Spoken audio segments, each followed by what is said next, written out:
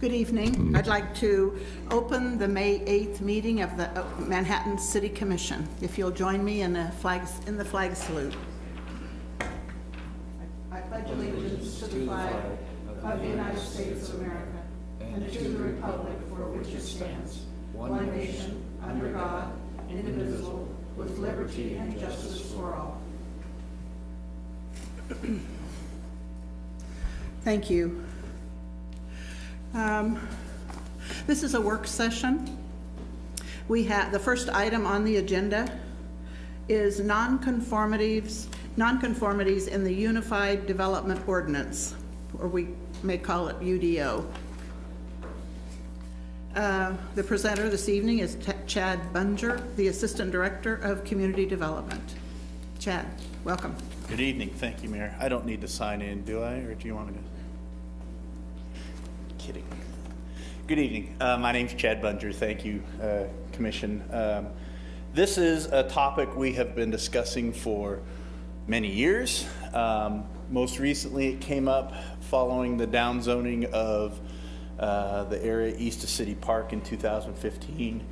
And there was discussion of addressing this topic then, and we've been working on it. We've come back with a work session or two in front of this, in front of the commission to get some feedback and some direction, and ultimately city staff has proposed this strategy with our consultant, Kendon Keys Collaborative, for the Unified Development Ordinance. I'm going to make an attempt to provide this slide with anytime I talk about the UDO, so we kind of get an understanding of zoning, where we divide the city up into categories of industrial, commercial, and residential districts that regulate the use. And then within those districts, we regulate elements of, again, the use, the setbacks, building standards and requirements, all with the idea to separate incompatible uses and in hopes of protecting the health, safety, and well-being of citizens in Manhattan and property owners. And that last bullet here is really at the heart of what we're getting at tonight, in that through the various zoning actions through really the decades of Manhattan, we have a variety of uses. Some are compatible, some are not. Other unremarkable pieces of a property become incompatible, and thus we have a whole section of our current regulations, and will with our new Unified Development Ordinance, to address those non-conforming situations. So there are a variety of types of nonconformities that our department, Community Development Department, as well as the Code Office through enforcement of the zoning and subdivision regulations, confront almost on a daily basis. There are lot requirements, either not wide enough, not deep enough, or have enough area to the current regulations, where a structure may be too close or too far away, is too large, or some other relationship to the property that is non-conforming, such as this example, or that the uses are non-conforming. Here we have an industrial use next to residential. And the reality is we don't have a great deal of those kind of non-conforming uses in Manhattan. Only a rare handful do we have commercial uses that are have been present, and then residential grew up around them, or a residential use somehow got into that neighborhood, or excuse me, a commercial use got into that neighborhood. The reality is we talk more in Manhattan about multiple family things, 2 families or more in our single family residential districts. And there's really 2 ways nonconformities are created. There's where we, through community action or property owners action, we rezone property, and that brings that property out of conformance, or we change the rules. We change a setback or a minimum lot size requirement, change the rules, and brings that property into nonconformity. We consider that legally nonconforming, and I'll show you what our current regulations are. Or there is that other action where someone either knowingly or unknowingly, but still deliberately constructed a building, created a use, whatever the nonconformity may be, and that becomes an illegal nonconforming use or nonconforming element. In general, there's a variety of ways that communities can mitigate. There's through natural attrition, that today there's a grocery store in a residential area and someone buys it and turns it into a house. Or we limit how much or if it can be rebuilt. All the way to the most extreme where we would buy that non-conforming use. It's usually rare when we're talking specifically about uses, buying out I can't even think of a good example. But in reality, when we purchase flood-prone properties, that is a way of mitigating nonconformity. That property is not conforming to our floodplain regulations, which are designed to protect it, and thus we go and buy it to make that property owner whole and to keep the community safe. So there's a variety of ways that a community can mitigate it. So that's the big broad overview. Our current process, so today, if a property needs a building permit to repair damages or address other code compliance issues, or they want to make changes, and it's discovered that that for family use in our single family residential district, thus it's non-conforming because that use is more than what the residential district allows, then we require them to get an opinion of legal nonconformance.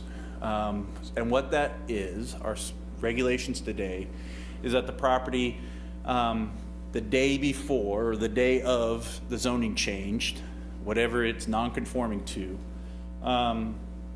existed in all compliance and has not changed since that rule change or the zoning district change that put it in non-compliance. And the only reason that it no longer conforms is because of that change. So a good example is east of City Park. I have a 4-family home, and we changed the zoning district on it that does not allow 4-family homes anymore. It's non-conforming. The day before that zoning changed, everything about my property conformed. The city, or through the actions of the city, the ordinance changed that district. I can now go through this legal nonconformance process. How that process works is an application to the Community Development Department. That application includes evidence that proves that my use existed before the zoning changed and hasn't changed since. So it could be things like a building permit, appraisal of information, utilities, leases. Then our Community Development Department, staff members from there will go do a site visit as well as a building inspection, an interior inspection of sorts, to make sure that when you say you have 4 bedrooms in one unit, 3 bedrooms in the other, and 1 bath in each, we go and verify that. Typically, they're not for code compliance. We don't bring a code enforcing officer along. We have done so in the past when there was questions about separation. Does this doorway or does this configuration of the structure conform to the code? But not always. It should be noted that our current regulations or our current process is not a legal opinion, it's an enforcement opinion. Our planners do the application review and make that opinion with input from the city attorney's office, but we're not lawyers, it's not a legal opinion.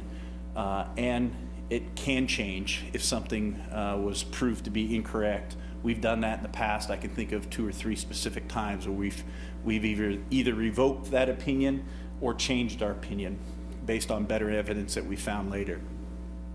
Again, what's that mean? If you're deemed legally non-conforming, you meet those standards I just showed, then you can continue the use subject to our zoning regulations and can be rebuilt if destroyed by anything other than the property's hands. So you can rebuild entirely back to where you were. If it's a non-residential use, So a gas station in the middle of a residential district, you can continue to use it, but if that property is damaged by more than 50% of the fair market value, has to be brought into conformance. So that means if God forbid, a fire rips through that structure, destroys it all, has to come back as a single-family house, if that's a zoning, or something that conforms to that use. Non-conforming structures, so a house, a detached garage, fences even, if they are destroyed, they go to the Board of Zoning Appeals to get the needed exceptions or variances for that process, regardless if the use is conforming or not. So if I have a single-family house and my garage is too close to my side property line and it falls over, I have to go to the Board of Zoning Appeals before I can build it back. So that's overview, what we do today, and get into our proposed validation process. So here are some overarching goals that we set out. One is to protect that vested property right. If I have a use that conformed prior to changes of the rules, that is still a vested property right, and we first and foremost want to protect that. We also want to ensure compatibility with the neighbors and the neighborhood, and protect those interests of the community, as well as provide safe housing for our community. So those are, well, at least what I set out when we started talking about this as the goals of this process. So to dive into it, I have our non-conforming use. So let's continue with the 4-family dwelling in our single-family residential area. Apply for a legal status. So we have proposed a process that would start the day after we adopt the Unified Development Ordinance, or the day after we adopt any ordinances that would change the zoning classification for a property. And we have proposed a time limit, just so this doesn't carry on forever and ever. We've proposed 2 years. I think everyone involved with this process would be flexible on what that is, but we picked 2 years as just a defined date that we want to end this process. And beyond just me not liking to deal with non-conforming issues and want this whole topic done with, I think there is some real life examples of why it's best to have an end date or a goal date. So if we don't put an end date on something, we let it go forever, and I choose not to apply, I choose not to go through this process, and something happens to my structure, my 4-family house burns or blows over or whatever, I have to deal with all my insurance stuff and everything that goes along with that horrible situation, but then I have to deal with the city stuff and go through this process and then get approval before I can get a building permit and build back. Or, you know, if circumstances maybe I can't get a building permit and I can't build back, and thus, you know, I'm left in a flux. So that's why we've proposed a time limit. The application would be submitted with evidence. So building permit, certificate of occupancy would be the best pieces of information. That's a definitive piece of information. But there's others that we would accept. Leases, current or recent appraisals or appraisals just before the zoning change, anything to prove that that use existed before the rules changed and then has continued to exist since that time. And then from there, with that application, with that information, the Community Development Department would evaluate. And if it's simple as, I should say evaluate, as well as do a site and interior inspection to verify that when you say that those 4 units each have 2 bedrooms and 1 bath in each, that we verify them so that we know that things don't change around in the future. And I'll get into more of that, and I have some, would like some feedback from you at the end of the presentation. So there's really, in our proposal, 2 routes this could go. if you have a building permit in hand, and through that inspection, it shows that what you say is accurate to the building permit, then we will determine you're legally non-conforming and can go forward. I won't stand here and guarantee that all the city's records forever and ever and ever are current and accurate, and so there may be missing building permits, or there's a house that was, or a use that was annexed prior to, was built out in the county and then annexed in the city that we wouldn't have a building permit on, or was built, you know, over 150 years ago and we weren't really concerned about building permits, or we don't have those records. So there is a process where, without that easy determination of a building permit in hand or certificate of occupancy in hand, that evidence submitted with the inspection can go to a hearing officer. We haven't figured out who that hearing officer is. It's a concept. It could be anybody from city manager to designee to a hired attorney or whoever. Don't know that yet. But a hearing officer to evaluate the evidence to make that determination. Because we know we don't have a building permit for every use out there, or there are extenuating circumstances, and so we'll do this process to make that determination. And then from there, we'll determine if it's legal and can be replaced, and I'll go through the specifics of this, or illegal, and then we have to address those. So entitlements of that legal nonconformity. So we go through that process, whatever it is. An easy determination by staff with a building permit or a certificate of occupancy, or through the hearing officer process. We can determine that you're legally nonconforming. You can continue and maintain that property with that assurance in its current configuration. So that's the process. That's one of the points of doing that interior inspection. We don't want to increase that nonconformity. So if you have 4 bedrooms, 4 units with each unit having 2 bedrooms, we don't want a 3rd bedroom snuck in there somehow someday by some other property owner. We want to make sure that we're not increasing that degree of nonconformity.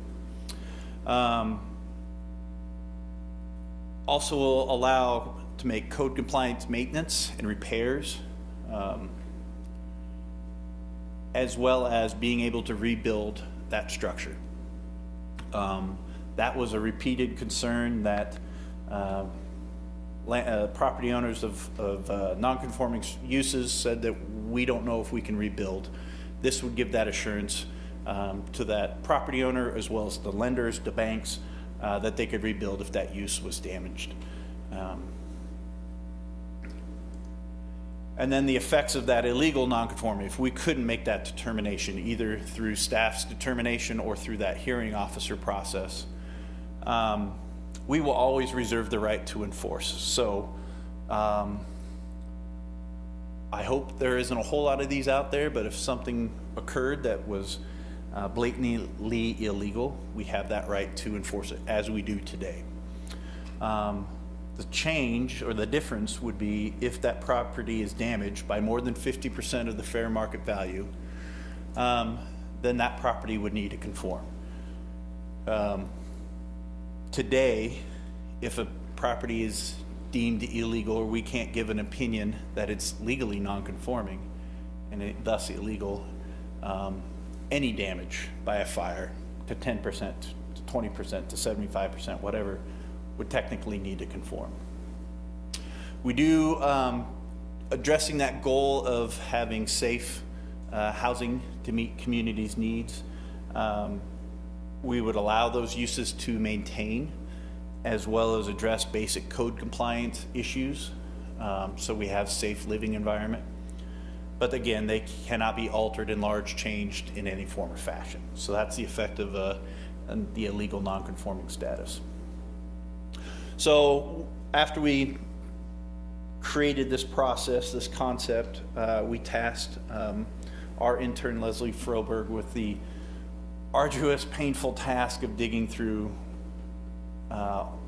over 500 building permit, or nearly 500 building permits, to see just what the numbers we are. So doing some basic research through the county's appraiser's office and Other records, we found we have a little over 500 non-conforming properties, meaning the uses do not match the uses that the county says they have does not match what our zoning districts would allow. And then we checked building permit and didn't dive into a great amount of detail, but if somewhere on that building permit it said 4 units and the appraisals record said 4 units, we called that a win and marked it on the left-hand corner, that 200 number. We have some that reference the correct number of units, but it's a letter or some other documentation, not a building permit or certificate of occupancy. And then we have that last group that we just don't have any records on. For one reason or another, built before we have building permits, we lost the records, built in the county and annexed into the city, or heaven forbid, is an illegal unit. So it's not a small number that we're dealing with, but I hope through the two-prong approach of the building permit process, or the staff review, because it's simple and easy, straightforward, or the hearing officer process, we can get through all uses. So that's really all I have for you tonight. These are some of the questions that I asked in the memo and I would love your direction and guidance on. One thing I didn't mention, but I think it's important, is this process really just deals with the use. Quite honestly, through the UDO process, we hope to eliminate or address majority of the other site issues. So if a building's too close to the front property line, we'll address it. And quite honestly, those are not the issue at hand. Very rarely do we get a phone call that someone's shaking their fist at, by golly, that house is 2 feet too close to the side property line, because those homes have been there for decades and they're part of the community and part of the neighborhood. So we're not very concerned about that. This is more of trying to address a long-running issue with uses. So really like your feedback. Are we on the right track with this validation process? Is a 2-year window something that you're happy with or we need to change? I would advocate for having some window just so we can get through this process. And then some questions of inspections. So again, I would advocate at least getting into those buildings to ensure that if to verify the number of bedrooms and kitchens and those sort of things. But towards a safe living environment, should we include a code inspection to make sure we have safe living environments? And then if yes to that question of having a code enforcement, should the code compliant issues be addressed before we give the zoning verification? And then also would like your feedback on if we stumble across those rare illegal units through this process, be it something that was illegal last year or something that was illegal 50 years ago, how would you like that addressed? So I'd be happy to answer your questions. Got a couple more, just some things to consider here of just the time and resources this takes, and know that if we do this and we get to a hearing officer process, there could be some cost, time, and resources involved with that. And then the last one, because this is part of the Unified Development Ordinance, there's a little plug on where you could find more information. So, can I answer any questions for you? Commissioners, question time? Everybody looks dumbfounded and confused, so. No, I don't. Couple. I'm sorry, go ahead. First of all, can you give us a good definition of dwelling unit?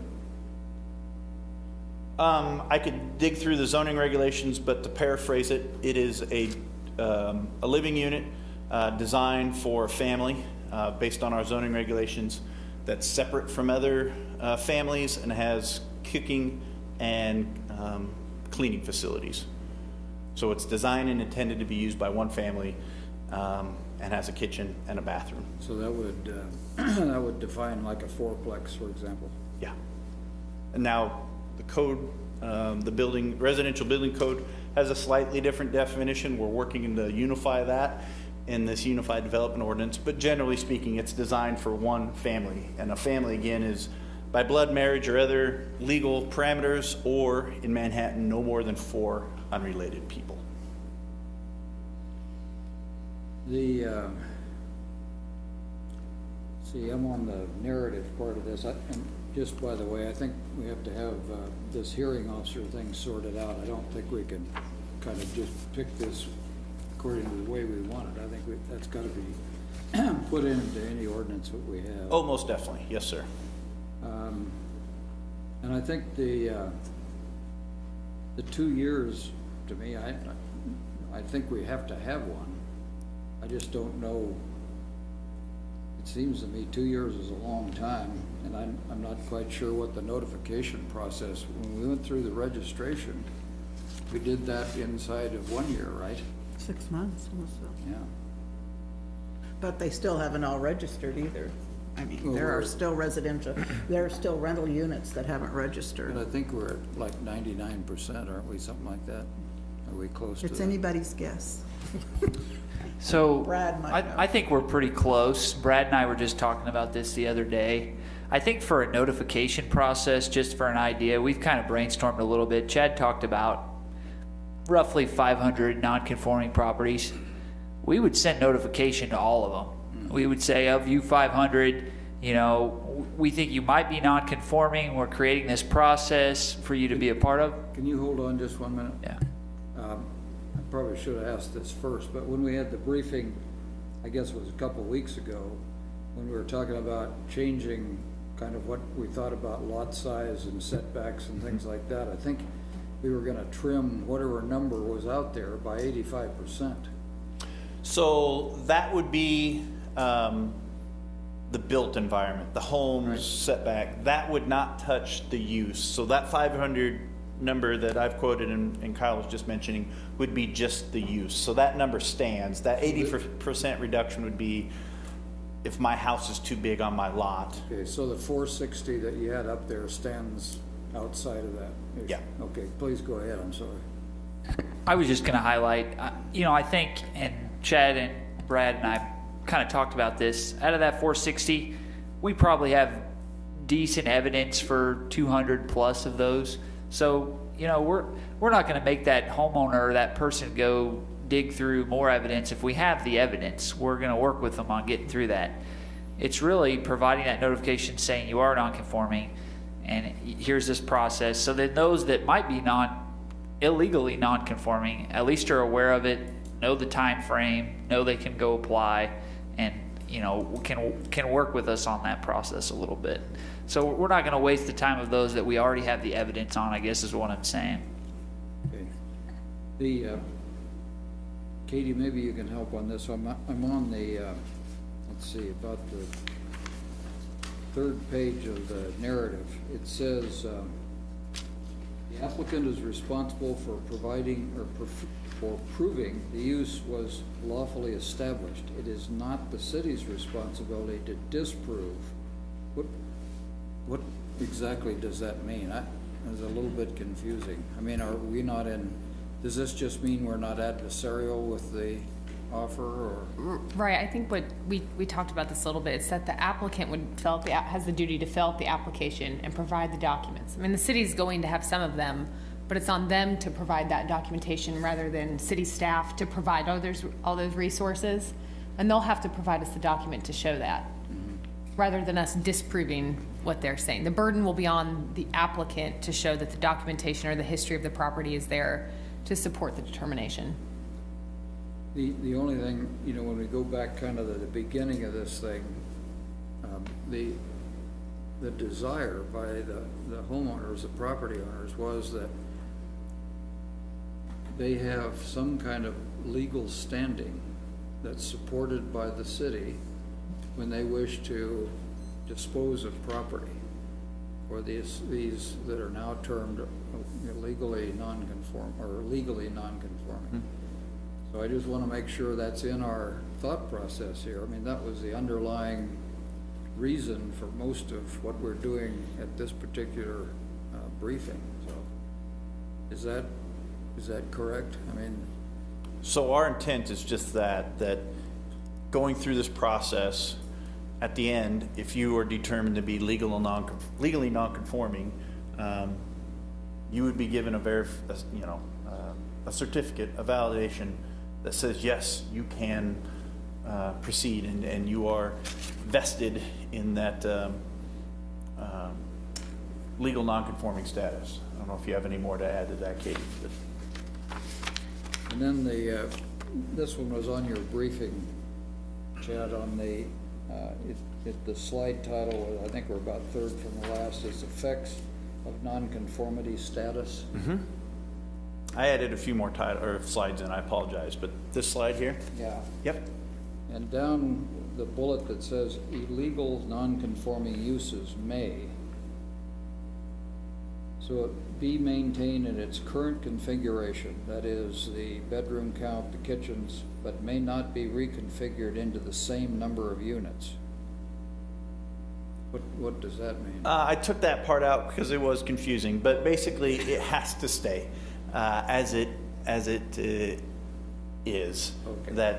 That you do not have. So the other thing that few rarely do, and it's a cumbersome process today, and is once given a legal non-conforming status based on our current regulations, and I don't see any reason to change necessarily, is there is a process through the Board of Zoning Appeals that one could modify or enlarge their legal nonconformity. It's a conditional use of a legal nonconformity. So if given that legal status, theoretically you could go through a public hearing to add another bedroom or change it, enlarge it. There is that process you could do it. Very few do that today, and I don't know what the justifications would be to do that, but there's that process exists. If given this, or if deemed illegal, this illegal non-conforming status, you would not have that process. So we're trying to, that's what that bullet point was, and it was confusing, and so I slid it out of there, but that's what that is, is there'd be no way to alter your use. And then I think your second sub-bullet there, where it starts with address basic code, and then you had another one that talked about wiring and plumbing and so on. Yeah.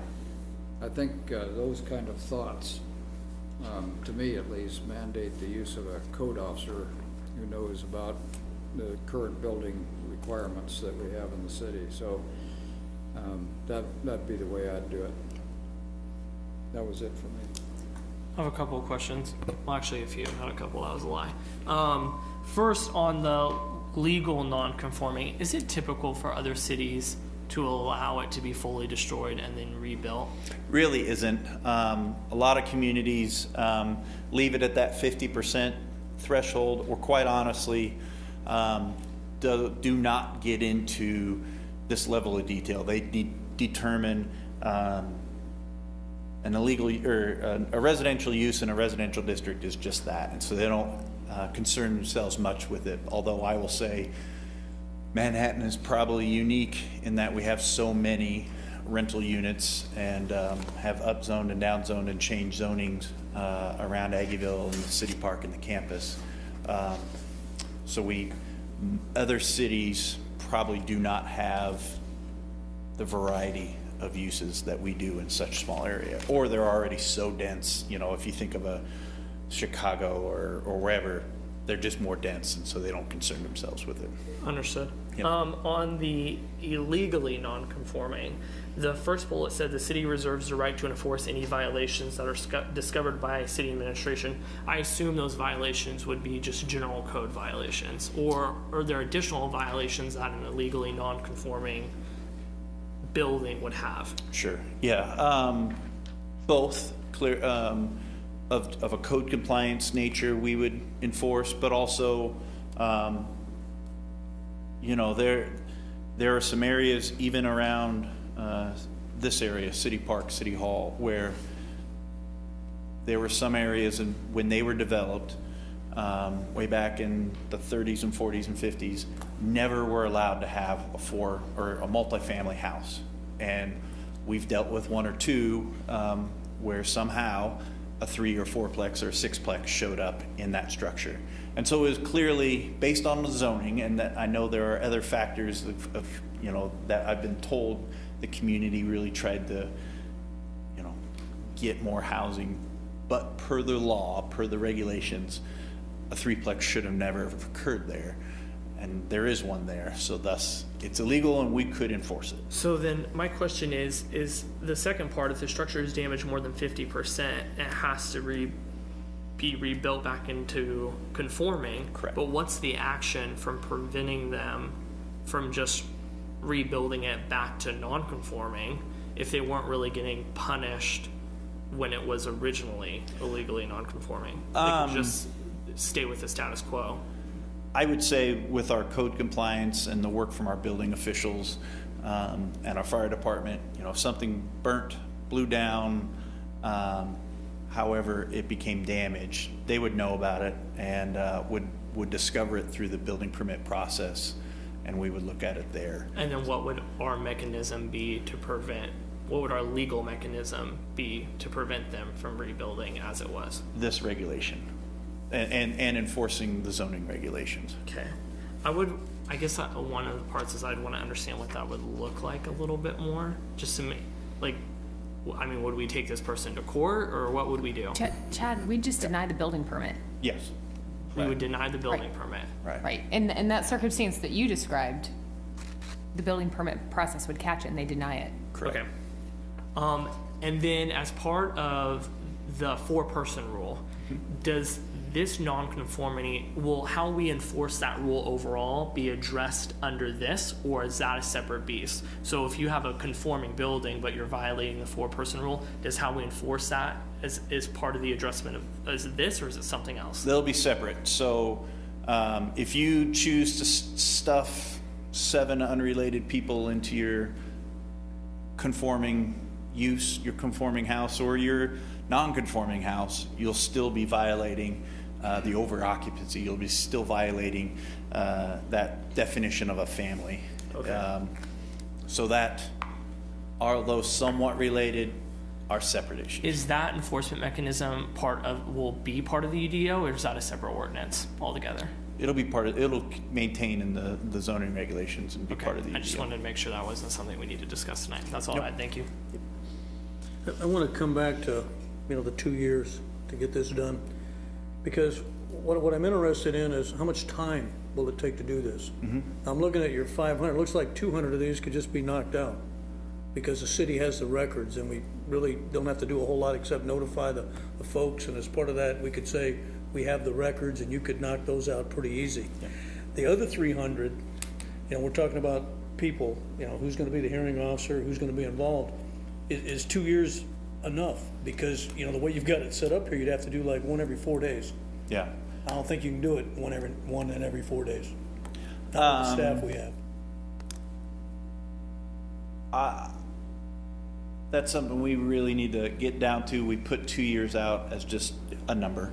But I think what you might want to do is Chad, let take me these add 500 one. properties. Well, one thing, I think our proposal is that they need to apply Right. within 2 years of adoption of the UDO. It doesn't necessarily mean that they'll get. Okay, but you through already the know whole- there's 500 properties, so why don't you consider breaking that into, chunks and say, okay, we'll start with the 200, that's the easy ones. And put a time frame on that, and then the other one's gonna be harder, and then do it by areas of the city. And just notify everybody of that. So some people will have to work on it quicker than others, but that would manage the staff time better and actually put the deadline like you're looking for so we could see progress as we move along. Yeah. So We just could a look at suggestion. that. We could certainly look at it. I will say, I'm more, that is a good idea. My concern is if something were to happen to a non-conforming structure use in an area that we're not getting to till year 5 and it happens to hit at year 3 and our system sets it up so that we don't address it, that use blows over and we got an unfortunate situation that we have to deal with that property owner. So I would be more inclined to say, let's do it blanket over the city and whatever that time period is. We put 2 years there, we're open to a time period, but do it blanket across the city just to avoid any of those unfortunate situations. The 2 years would also apply, let's say 5 years from now, we do another rezoning. Yep. And so people within that rezoning area would have 2 years to apply after that rezoning is approved for any non-conforming uses to get them validated. Okay, I have a few questions. Yes, ma'am. Back to this 2-year window to apply, I think we would need to see what the document looks like as far as that application. Is it a 1-pager, is it 2 pages, how lengthy is it? And how long does it take a property owner to fill that out? And if there's any fees attached to that application Sure. process at the same time. And once they apply it, I don't know if the city has, so now they've applied, what's the timeline on the city side? I think that needs to be addressed in some manner. Is it a 90-day window? Is it a, 2 months, 3 months, 6-month window? Because I'm sure if the property owner is waiting for that, and if they need to make changes, they want to know and give them a heads up. Yep. So I didn't see what the timeline is on the city side, and that might need to be assessed a little bit closer. I also want to know what enforcement looks like. So you asked about inspections and code compliance. So what does enforcement look like? So now you have somebody apply, they're non-conforming, and you're trying to figure out if they're legally or illegally non-conforming. What does that enforcement, do you go inside? How do you do that? Can you verify it just by looking at the application and typing in what it was originally coded for? What is that process? So on the zoning side of things, and I've had 10 plus years of dealing with it, I can address that. I'll probably invite Brad or Chief French up to address the code compliance side of things. How we've done it today and how I would advocate to do it in the future is we would do look at the paperwork, make sure just that works. No reason to go into a building if the paperwork doesn't jive. But if it does, then we would arrange a site and interior inspection to confirm that when they say they have 4 units with 2 bedrooms and a kitchen and a bath in each, that we would confirm that. We would also make sure that they are somewhat separated units. That is a major concern of the code department, is that they're not just free-flowing access, and that they are legally separated for life safety purposes. And so we would verify that. The reason we do that, that very basic piece, is because we don't want that non-conforming use, be it legal or illegal, to expand. So if you say you have those 8 bedrooms in that 4-unit complex, and magically another 2 bedrooms show up, that's expanding that use, and that violate our regulations. So we want to verify that, lock it into place, and we know what we have, so that there isn't that ability to illegally expand that use. So what we're doing is with the application process, they're giving consent to go check it out. And then to that point is, if you desire, I think there's a process, and Brad or the chief can expand on it, of also checking for code compliance of those matters to make sure it's a safe building environment. Zoning's one thing, building or residential building code's another. So. Last time when we did rental registration, there was this whole issue of how the county already has all of these documents in their database, and how all we need to do is tap into it to see which one is illegal and all of that. And we had a lengthy discussion about that. I think that's going to come up again with this process at the same time, because at some point there were codes that, when they built the structure, before they changed it to whatever it is currently. So we would have to look into that and figure that out. So let's say it's denied, then what happens? So if we determine that it is an illegal non-conforming use, would need to rely on your opinion and determination of how we approach that. I could see it going in a couple of different ways. One, if you can't prove the building permit or certificate of occupancy, it would have to go to that that hearing officer process, because we would have to review other information to determine its status. And I'd also say that that building inspection will prove valuable there. I think it doesn't take an architectural expert to determine that, you know, this is how the house was originally built 50 years ago when it was legal. You can readily tell that through materials and the layout and those sort of things. So that'll be an important piece. But through this whole process, we determine that it is illegal. There are a couple different routes I could see this taking. It'll depend on your approach. Is we could say this is an illegal unit, we've determined it, and we're gonna figure out a process to bring you into conformance. So I'm making stuff up here on the fly, but let's say you have 5 years to bring it into a conforming use in the current zoning district. That's one way, an amortization process, that you give them a time limit to comply. That would mean tear out a unit, tear out a kitchen, tear out a bathroom. I wouldn't advocate for that because we have a number of unknowns. So the other piece could be that you have the ability, as I mentioned, as we pointed out here, that an illegal use can be maintained and can be addressed for code compliance. So unless it was something egregious. So unless the zoning district, through its entire history of that property, would only allow for 1 or 2 dwelling units, and somehow 6 showed up on that property, unless it was something horrible, you know, excessive like that, I would say most often this piece here, where they can continue and can still be maintained for code compliance, and just through the unfortunate act that it gets destroyed by more than 50%, or as things evolve and a family moves in there and turns it into a single family house, that non-conforming use goes away.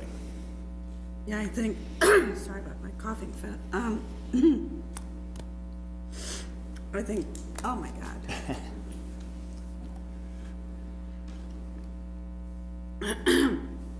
There's still quite a few questions as far as the hearing officer. Sure. That was addressed, and about the application process itself. So I'll let somebody else talk. And let me point out, this is a concept. This is the overall framework, and we know we have a lot of details to provide of who the hearing officer will be, what that application process is, what standards do they use to evaluate, because we'll want some standards. It's just not willy-nilly. It's not how we'll approach this. We'll provide some standards of, if you meet these, then we'll determine it. The hearing officer will determine it legal or not. So we have a lot more work to do to this topic, but we didn't want to get way far ahead of you without bringing a concept and saying this works or doesn't work for the community. Just to follow on to where she was going here, I think, correct me if I'm wrong, but I think just like she mentioned on the hearing officer, that we have to have some ideas about before Sure. we do too much on this.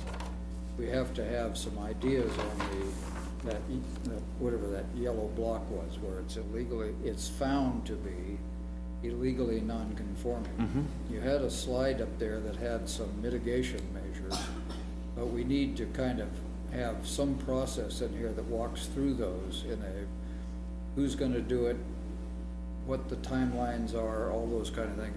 I mean, the general idea is probably fine. It's just the devil is always in the details. Of course. These things, so.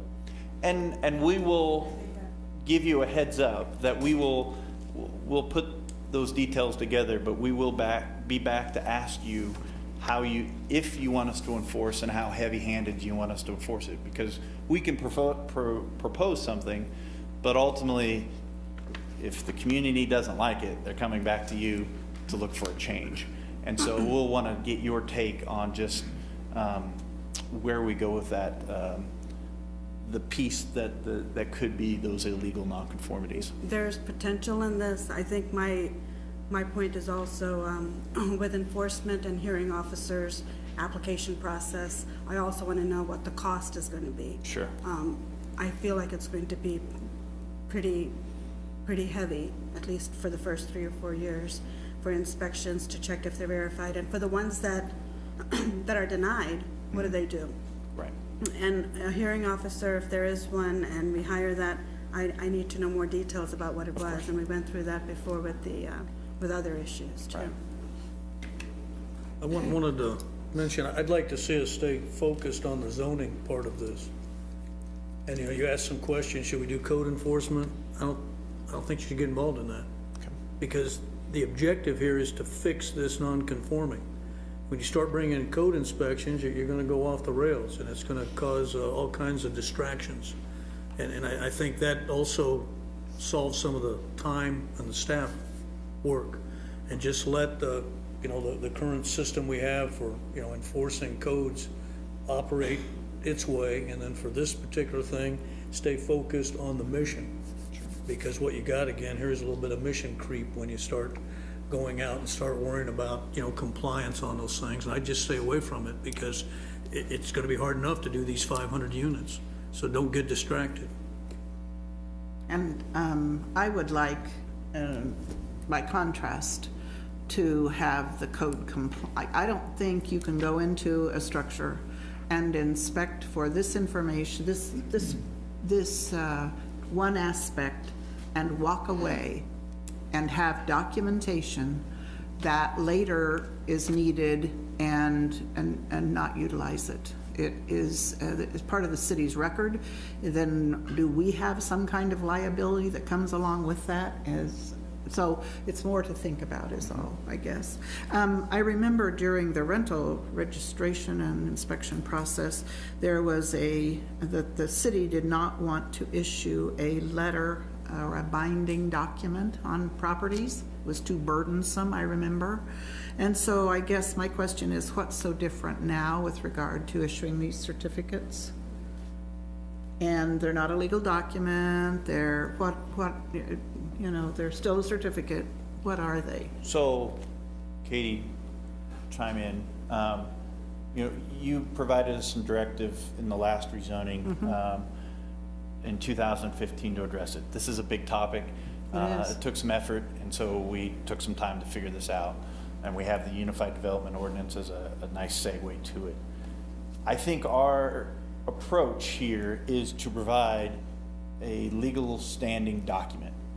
That either through the building permit you prove that you have a vested right to exist, or through the effort of that hearing officer, you go through, I don't know if legal is the right word, but some sort of validated process that says you have a vested right to your legally non-conforming use. The process we have today doesn't provide that standard of vested. It is Chad Bunger or another planner doing the work, and the process the process that is spelled out in our zoning regulations does not give it that bar to say you are truly vested with this certificate. It is an opinion of nonconformity, and that opinion can change. I personally, through my profession, had changed or been a part of 3 properties where it went through a process, and the planner or the zoning inspector at the time took the information, said, yeah, that's probably legally non-conforming, and then either the neighborhood or through a building permit process or whatever, we determined that's not the right determination, and we had to take that determination away and say, now you are illegally non-conforming, you have to change it, change that use.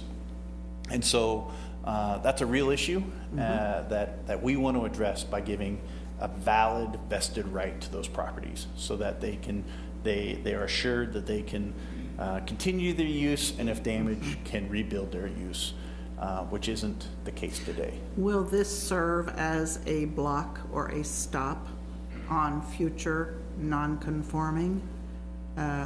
We haven't stopped it in the past, specifically. So anytime we primarily downzone or change a zoning district, I know by the district. I guess I would be thinking more in terms of the property owner deliberate action. that will always be there if a bad actor takes on the choice to Yeah. not care about the zoning How do other regulations. communities handle that? As the same way we do is if they get a complaint or discover it in one form By or fashion. complaint only? Well, or we stumble upon it. I mean, there's a variety of ways that we find out about it with, reviewing, someone stumbles upon it through a complaint, or we stumble upon it in the one ads that this is a a sixplex where a sixplex shouldn't be, a building permit that looks fishy. There's a variety of ways that our enforcement officers find this and address it. So that, I wish I could say this will solve those, but as long as people don't care to follow the rules, there will always be those illegal units created. That's essentially the same question that I was trying to get at earlier with, I mean, someone could be issued a building permit and still just build it back to illegally non-conforming, and we don't have an enforcement mechanism, at least from what I see, that would clearly punish them for that action. So that's what I was trying to get So, at. Commissioner McKee, when we do a building permit, we inspect. So you're telling me a building has never been built that we issued a building permit before? There's that- buildings, there's add-ons and things done that don't get a permit, yeah, that we aren't aware of. I'm saying, but if we issue a permit, we're gonna know, we're not gonna let them build something totally different than what they applied for in the permit. Well, not totally different, but there are ways that interior-wise, they could still make it illegally non-conforming, and you essentially wouldn't notice unless we had some kind of enforcement mechanism. I mean, I can think of, I don't want to get into it now, but I can think of at least one time that we've issued a building permit on something and it didn't end up exactly how we issued the building permit, and it's technically illegally non-conforming. So more typical, what happens is after that initial process is over and we issue a certificate of occupancy, we're done inspecting, they go in and change it after the fact. And then we find out about it through a tenant or some other complaint, or other landlord saying, you issued this permit, it was originally built like it was supposed to be and inspected, but then 6 months later, they decided they wanted to make some changes, and they didn't get a permit for that. They just went and made the changes. Okay. And those are the bad actors, and that's the challenge anybody has in enforcing rules on bad actors. Okay. Sorry, Linda. Okay. I wanted to just comment on, you have used leases as a basis for some documentation, and I would like not to include leases. Okay. I think they are subject to manipulation. You may have 6 leases for a property that should own with 4 bedrooms, and you only choose to submit 4 of them. I'm just saying, I can see leases being manipulated, so I don't know the other commissioners, but I think that's a problem. And I think this has been a good discussion. As we talk about your topics specifically, let me get back to them.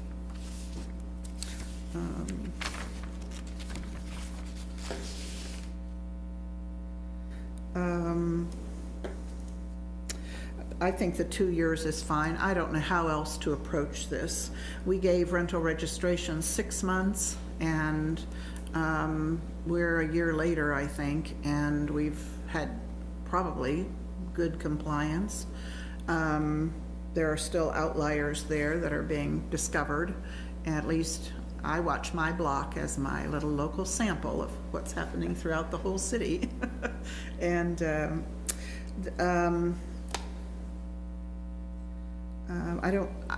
I don't know any other way to do it. I would like it spelled out really well. So if we were to set 2 years as the length of time to apply, I would want to be sure that on the other side of apply, we spell things out really carefully also, that it doesn't go on forever. Sure. Should there be an inspection of the property applying for the zoning use verification certificate? Should it include inspecting for code compliance, and I say it should. Should code compliance issues be enforced through this process if a deficiency is discovered? Yes. If it's not compliant with the code and the city becomes aware of it, then I think we have an obligation to work with that, work out a way to make that happen. And how should we enforce it?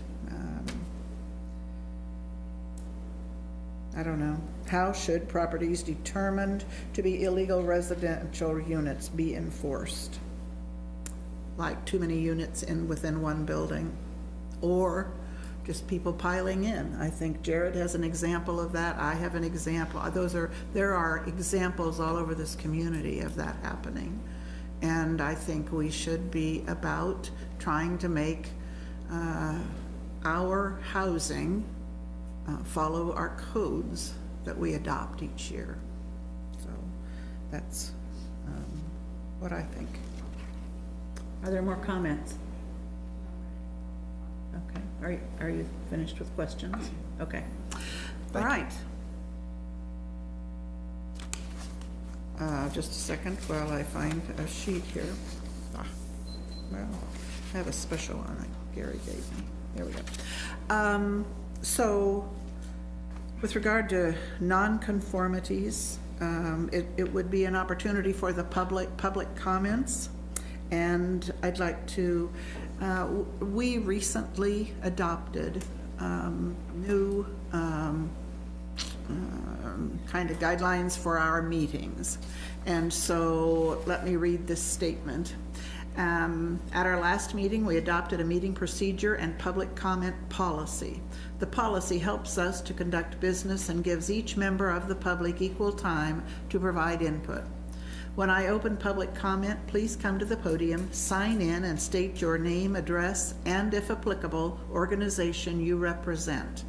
Each member of the public who would like to provide input can speak one time for up to 5 minutes. City staff will keep a time for each speaker. We ask that your comments relate to the item of business and follow the policy rules of decorum. We value and appreciate your input, and we would like to provide more information. And if you would like to provide more information, our contact information is on the city's website. We appreciate your cooperation and thank you for your participation in city government. So with that, I will open the segment for public comment. Please come forward and sign in. Sign up.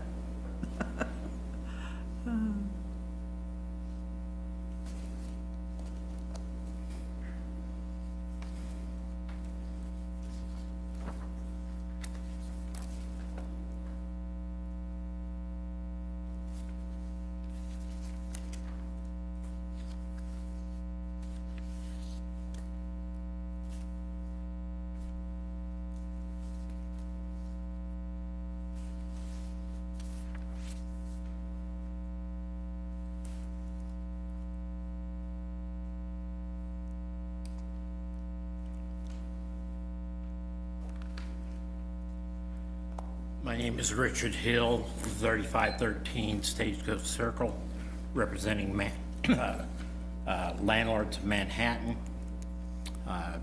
You have before you a comment that I sent to all of you. A few of the things I'd like to point out is when we talk about the number of people occupying a unit, that is a totally different thing than what we are talking about when we talk about nonconformity.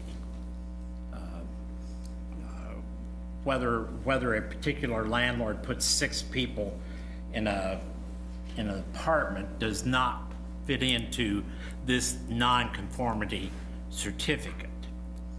The problem with the time period is I have no problem with a 2-year time period going forward, in the fact that anybody that participates in downzoning or that type of thing, the city would be required to notify him, and he would know then to do that. The problem is that we have a period of time that runs almost 50 years in which property owners have received grandfather letters that they thought gave them grandfathering on nonconformity. In fact, those letters do not.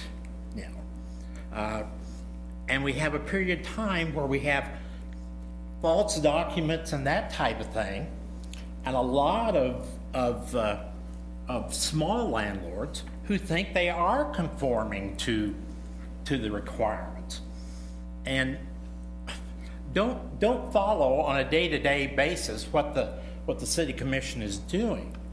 You know, so it's not a thing that history you're going to take care of in a 2-year period.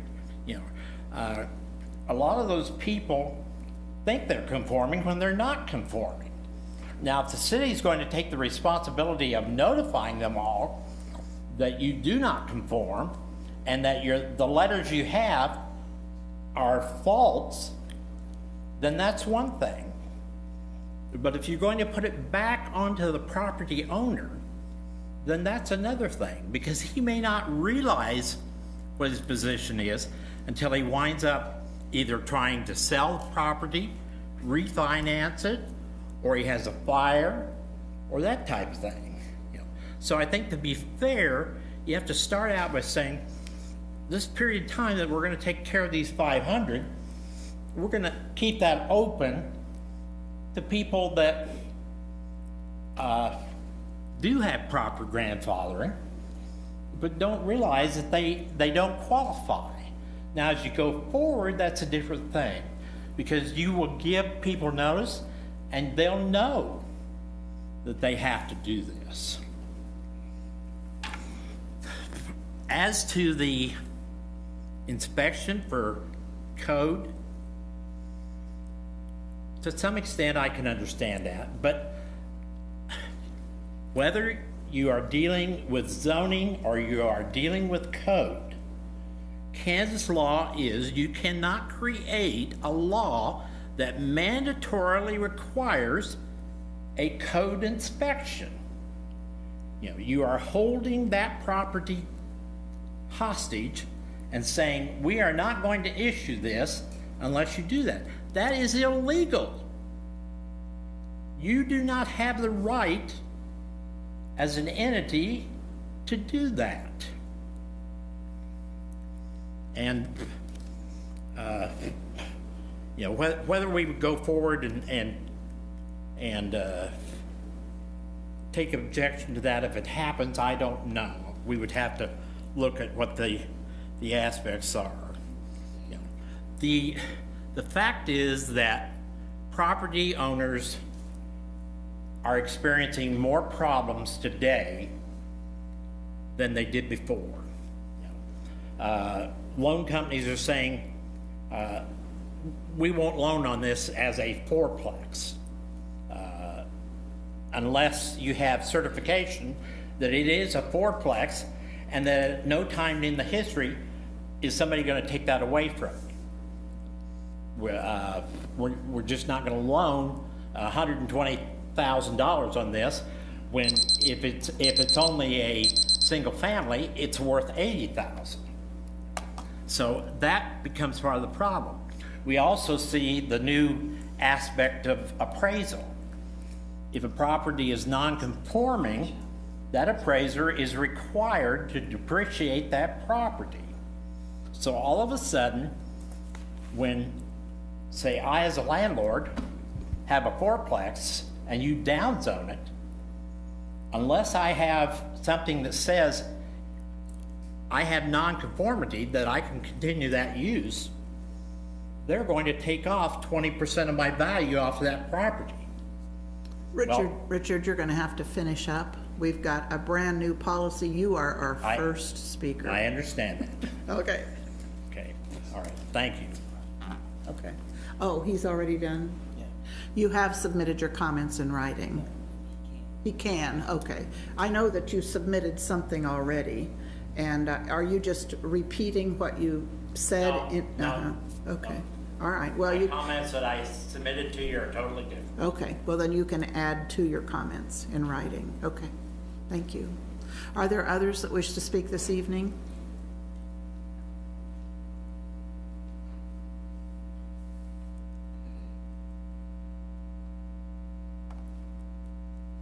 Good evening, Commissioners. My name is Mel Borst. I live at 1918 Humboldt Street. And it appears that my first question is answered by the overhead here, that this discussion also includes area nonconformities, but I just wanted to make sure that that's correct. They would be handled differently. I'm sorry? They would be handled differently. Okay. All right, will there be another discussion on that?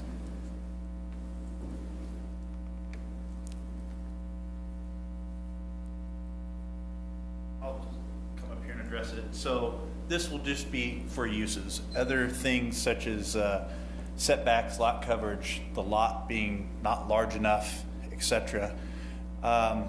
Those sort of site things we will address either through the Unified Development Ordinance by changing the rules for those systematic issues. You know, as you pointed out the last time we talked, where if we change this one regulation 30% to 35%, we address 85% of those nonconformities, and we address it that way. Other things, other rarities, we will handle with the Board of Zoning Appeals where needed, either through variance for lot area, lot width, lot depth, or exceptions for setback requirements or lot coverage, whatever the case may be. So that's how we propose to address those site issues. This is just for the use that's non-conforming to the zoning regulations. And Chad, if you wouldn't mind staying here, I have a couple other questions regarding tonight's Mel? presentation. Mel, as part of the new policy, Yes. it's not meant to, public comment is meant to provide public comment. okay. It's not a Q&A with staff. You can post questions, and I think that's, I know it's new, and this is kind of the first night we're doing it. Sure. So I know it's kind of, we're just trying to get used to what that transition is going to be, but, you know, if you pose those questions, then we can further address them afterwards or get back with you on them, but trying to avoid the back and forth. All right. I understand.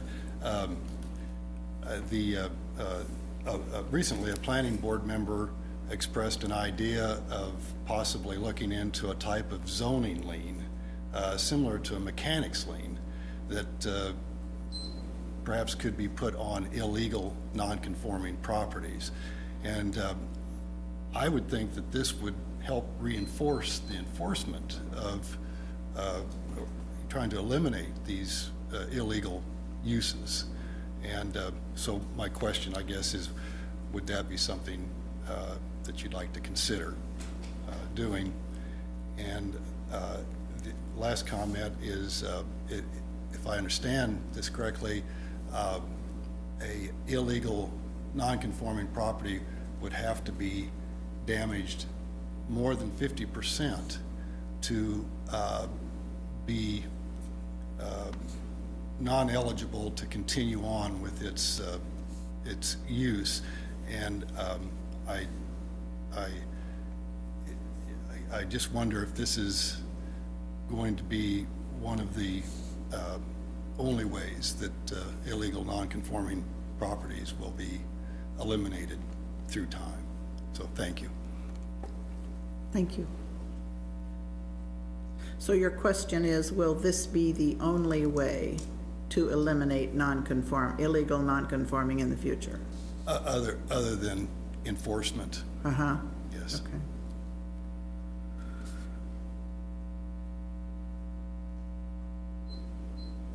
Thank Okay, you. Thank you, appreciate it, thank you.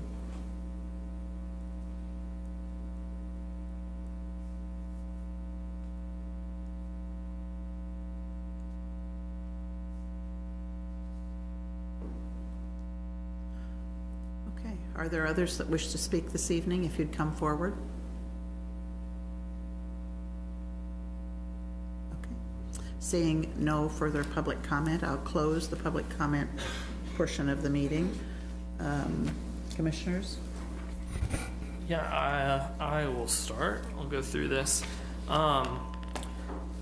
So first and foremost, I like how this addresses, or at least on the surface, again, the devil's in the details, the issue with the grandfather letters not having legal authority. If I'm understanding right, moving forward, if we deem them legal non-conforming, that is something that they can leverage to get financing, things of that nature. Is that correct? That would be the intent of it. It's up to the individual financing authority yeah. whether they'll But take it would be, yeah. it would be more, we put a little more umph behind it than we do our current grandfather letters, correct? we don't have grandfather letters. We have What do we do enforcement currently? opinions of non-conformance, which are different. And as Chad said, the reason those don't have the legal status people wanted is because they were an opinion on whether or not a property's use was legal at that point in time based upon the evidence available to that enforcement officer at that point in time. Got it.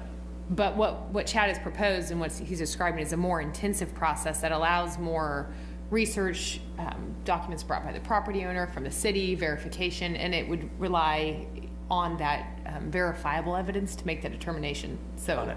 Okay. it would, the goal is to create something that would be a certificate that couldn't be rescinded. Got it.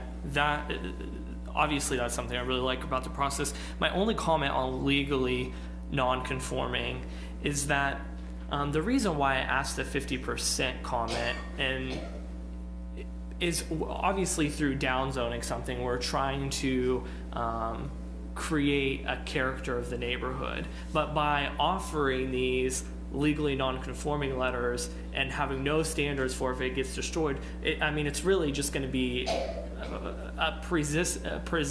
it's never going to not conform, right? And so I don't know if we can change behavior through zoning, and maybe it's we offer incentives. I know one of the consultants talked about some things Carbondale, Illinois had done. So that's one of the things is how can we get these legally non-conforming to turn into properties that are conforming as well? That's something that I want to see addressed a little bit more in this. On the illegally non-conforming, I think that we're being a little generous there. I don't think that there, at least from my understanding of it, enough enforcement on what we would do with legally non-conforming properties and how we would force and mitigate those things from happening.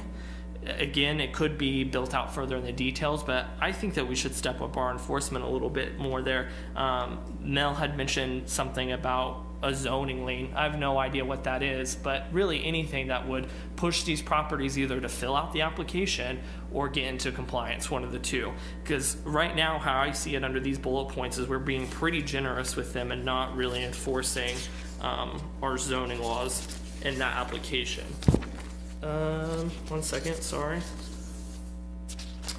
In terms of code inspections, an inspection when they view the property, so generally on a broad scope, I am for inspections. One of my concerns is if we do a full-blown code inspection, that because some of these are older homes, the fear that some people might have, they're going to weigh the cost out of what's more efficient for me to set illegally non-conforming or for me to go through a code inspection. And some of them might choose to just say illegally non-conforming and not fill out the application. So maybe if we don't have a broad inspection policy, which is something I still think that we should look into, but if we don't have a broad inspection policy currently, is there really what we're concerned with is safety? So is there a modified code inspection that we could do where maybe it was just we found 20 items that directly relate to someone's health and well-being, like fire alarms, egress windows, things like that, and have them as part of the inspection? I do think that we need some type of inspection. God forbid one of these properties went through this application and we were in the property and then it burnt down and someone died and we found out it's because it wasn't enough smoke alarms. I mean, that burden lays on the city's feet, in my opinion, that we didn't do anything while we were in that building. So maybe if we can find a balance between a full-blown code inspection and more of a safety-focused inspection. That's kind of my general thought on that, but I do think that we need some type of inspection. And then we already talked about that that's generally where I stand on all of this. So I think this is progress, but obviously I'm gonna have a lot more questions, especially concerning the hearing officer once we get into the details. But you already noted that needed to be further built out, so I don't want to comment on it too much. So, thank you. And I'll just reiterate what I said before.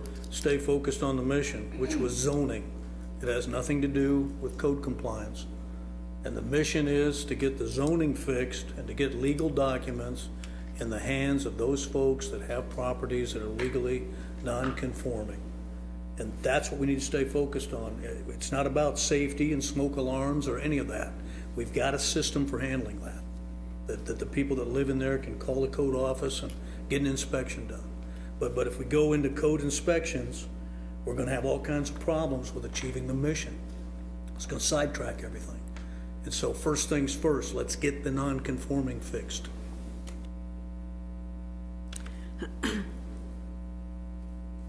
This is a very complex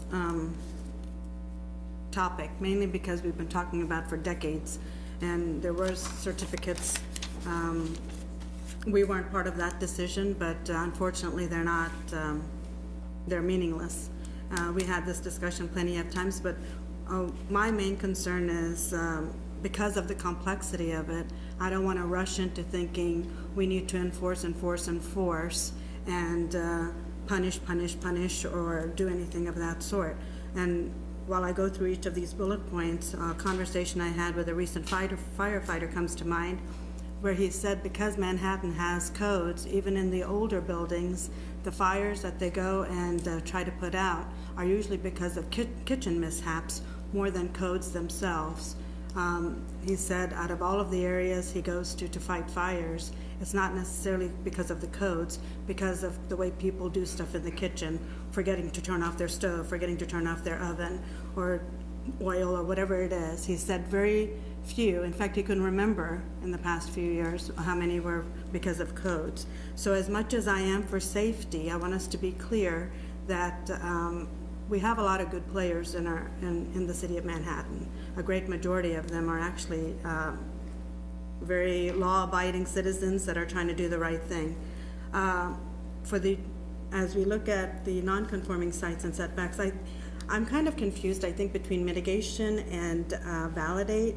You said how non-conforming uses are validated or mitigated. I'm thinking we have options then, is that right? So if I see mitigated when you gave us in your narrative, you have this chart for minor offenses and most significant ones. I would like to see us do the most significant ones, especially if it's abusing that neighborhood. So I don't know how that would be done. I don't know if that means also the validating of it by conforming. So I'm kind of confused, I think, between the two a little bit, because I want enforcement so that it's meeting the requirements of the certain zone that we're going to. But I don't want it so much that you do it or otherwise you're penalized. I'm not for that frame of mind. I don't know if the 2 years is enough, mainly because I don't know what it is on our side. If you get 200 non-conforming landowners applying, and they did their job and they applied it within those 2 years, what is our job? What is our staff going to do? And what they're going to expect, 90 days, whatever it is. I need to have more information from our side. We've made it clear what we want from the landlord or from the property owner side, but not so much from our side. And I don't want that to extend to 5 years after they did their job by applying for whatever it is, a certification they're applying for. So, like I said, I need more information on that. Should the inspection of property applying for zoning use verification certificate include inspection or code compliance? Zoning, of course. Inspection is what I'm not so clear about. And the reason I'm not so clear about it is because once they sign it, they're giving us permission to go in and check their place. So they're probably, they're doing the right thing and they just want to make sure everything is aligned properly. It's the ones that aren't doing the right thing that I'm concerned about. So if they're not applying, what do? You're just denying it? What process do we have to enforce anything if we can't even go check if they're not illegally conforming or whatever it is? What if they just refuse to do it? So again, I need more information on that piece before I can say we need to go inside and check it out regardless of what happens. Properties determined to be illegally residential units, too many units, be enforced. I think they should be enforced, but again, I need to know the cost of all of it and a time factor. When we talk about having everybody be compliant to codes, yes, when you're going to check it, it takes more manpower and doing everything, all the paperwork, do we need new software? What is all of that going to cost? How long does it take? I need more details before we go with most of these things that are suggested here. And some of these things we did discuss when we were talking about rental inspections before or rental registration before. So these aren't anything new. I just need to know more extensive detail about it. It sounds great with the UDO on top of it. I think I expected them to just come in and magically solve our problem, but it's just more confusing than ever before because it's so complex. I'm sure I made it even more, I don't even know if I made sense as much. I just need more details. I just need more details on what it takes from the city side. I know what we expect from the public and from the private landlord owners, but I want to know what it takes from the city side also. I think I went through this already. Did you capture it, Eric, okay for me, or? Just to reiterate maybe 2 points here. One is if somebody doesn't apply, then they can't get any kind of certificate or letter from the city, and that prevents them from getting loans or getting the property transferred. So that one to me is fairly clear. And I couldn't in good conscience ask a code inspector to go into a building and ignore what he sees. And I mean, there are many, many things that should be obvious. You can see wiring, you can see smoke detectors, you can see all kinds of things. And I think if someone is renting property to some of our townspeople or our students, that they have to meet a rather rigorous standard here. So that's just kind of additional information for me on that. I think this is just the beginning. As we've talked through some of this, I guess I would be interested in the staff time. What new staff time commitments would be required to implement this program, and compared to the need. And I am interested in improving the quality of the housing in our community. And so thus my support for the code side. But I don't think that I'm increasing, by supporting that, I don't see additional positions required to do that. I don't know about on the community development side when it comes to, or this hearing officer, or what other positions are going to be needed to support a system that requires this kind of diligent research of records. And even when we don't have them, you can't find them, you've really searched and looked. And from the planning board perspective, I've seen the times when you couldn't find things. So, you know, that's it's still, when you can't find it, you look harder and spend more time. I would be interested in a cost for something like this. I supported rental registration not costing, because I want us to know the rental condition, the number of rentals we have in our community. Know thyself. I'm not that inclined for the general city budget to support this effort. I think there has to be a charge for this beautiful certificate that gives you license for the future to go get a loan and do and make. To really what we're doing is waving a wand and making it right suddenly after however many years. And I also am concerned sometimes with some of the things I see that go through the Board of Zoning Appeals. And sometimes there are 5 or 6 items on one property. It's lot, it's size, it is, anyway, too many. And it seems to me that we're allowing expansion on a lot and making it legal, where the neighbor next door did it illegal and can't get an approval. And we're trying to find a way now to give those approvals. So I agree, we need to try to solve this, and I also think that the staff, this is not the consultant's recommendations, right? This is our staff solution, and I think you're on the right track. I really do. I think we're moving along. I don't think that we stop it. I think we have to listen to all of our comments and pick it up and go forward. So I encourage you to not take what we're saying as a defeat, but certainly we have to make progress. This is important. There are 500 units that need our attention. Okay. Are there other comments you have? To think of something else? Just to clarify, on this inspection, if you try to do code compliance, you're gonna end up sending 2 people there, right? Because you can have the zoning office do it and don't need a code guy there, right? I don't believe so.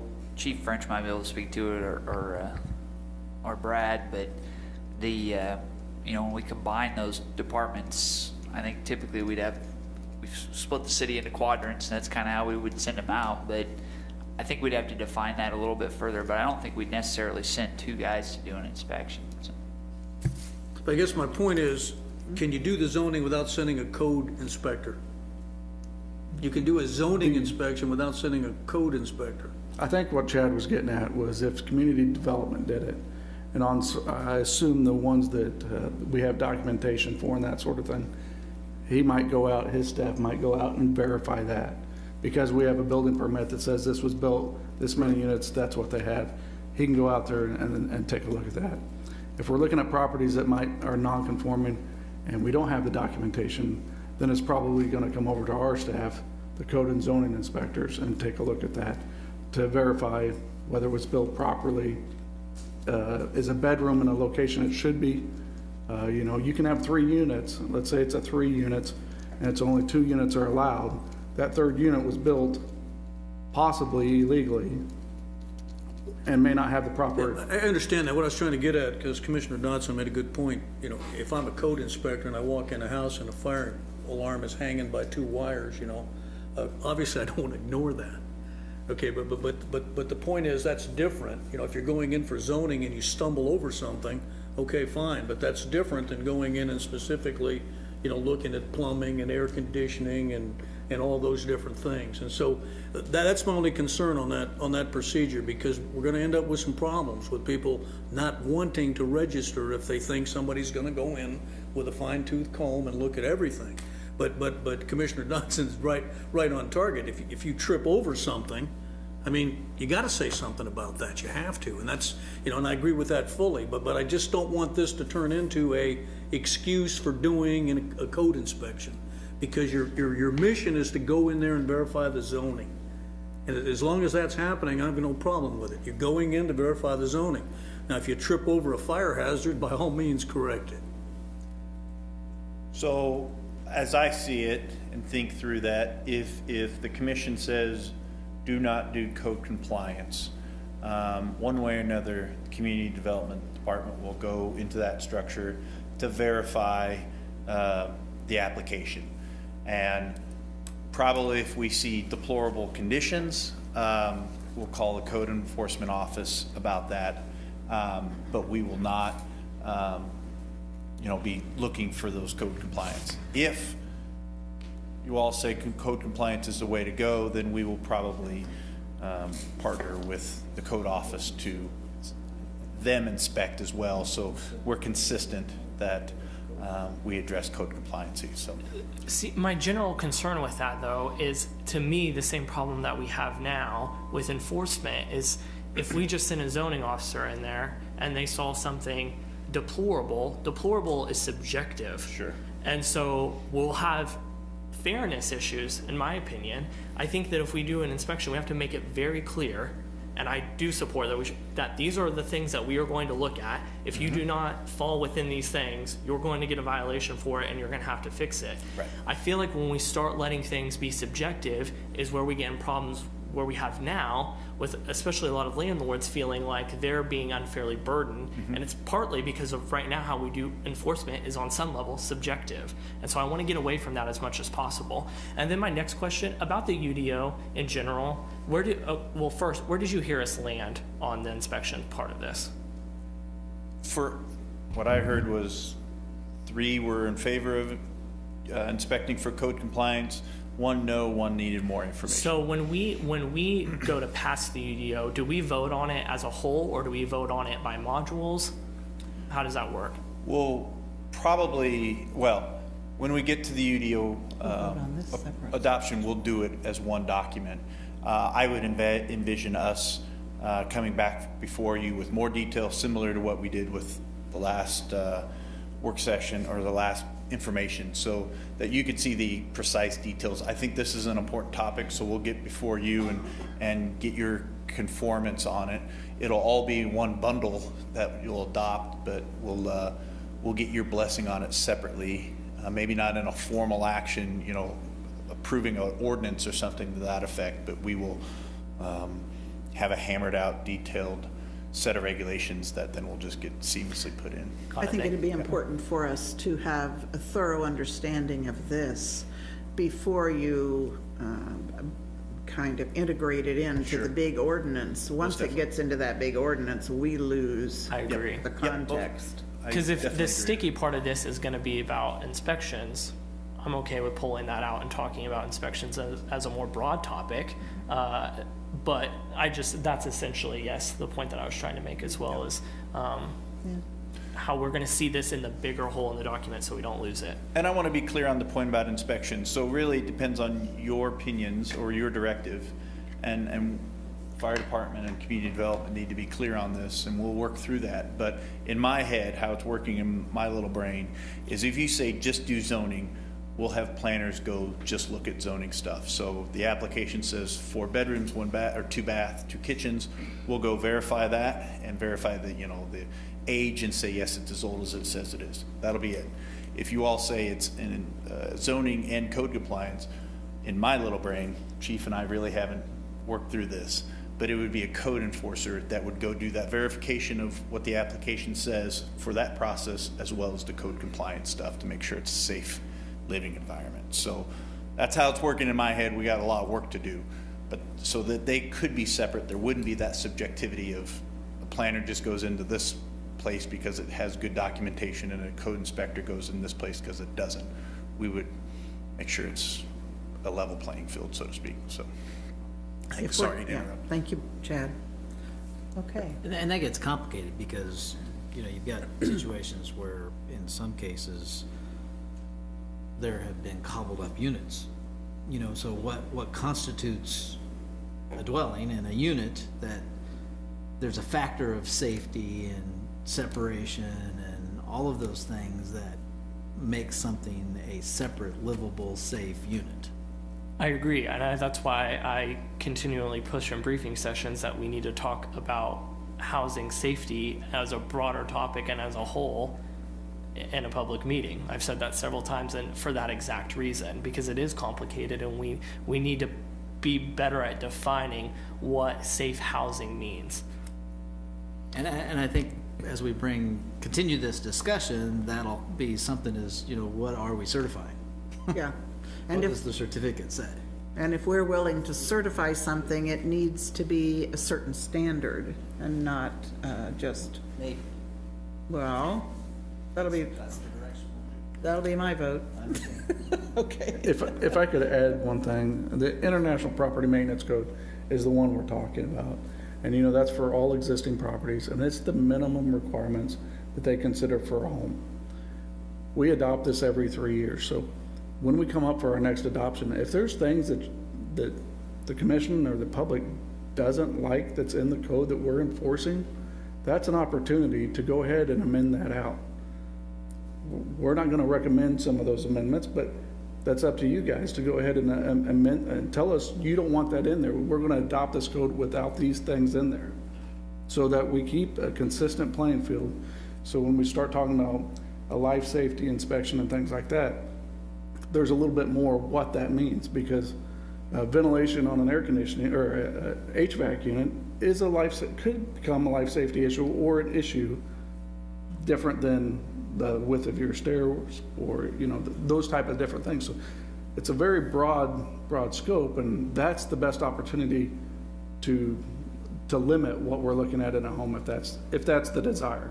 I agree, and I would love to explore that further, but I need some of the other commissioners to agree with me that they want to explore that further as well. So I would love to hear more about that. Because I think there's discrepancies on both sides and some understanding that needs to happen, but we have to do better than what we're doing now, is my general comment. But that takes us having to discuss it up here on the dais in front of the public so that they can weigh in on it as well and not in a briefing session. So, say, Ron, I just want to comment, you were talking about the legal document, it shouldn't give them any assurance that the house is safe. I mean, again, I'm saying stay focused on the mission. All we're saying is it meets the zoning. That's it.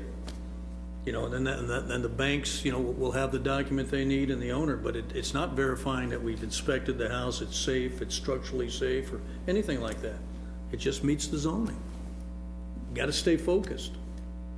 I guess I would just clarify that, you know, again, it gets back to what the definition of a unit is, you know, and at some point in time, there are spaces and things that deal with safety that may come into the determination of what a unit is.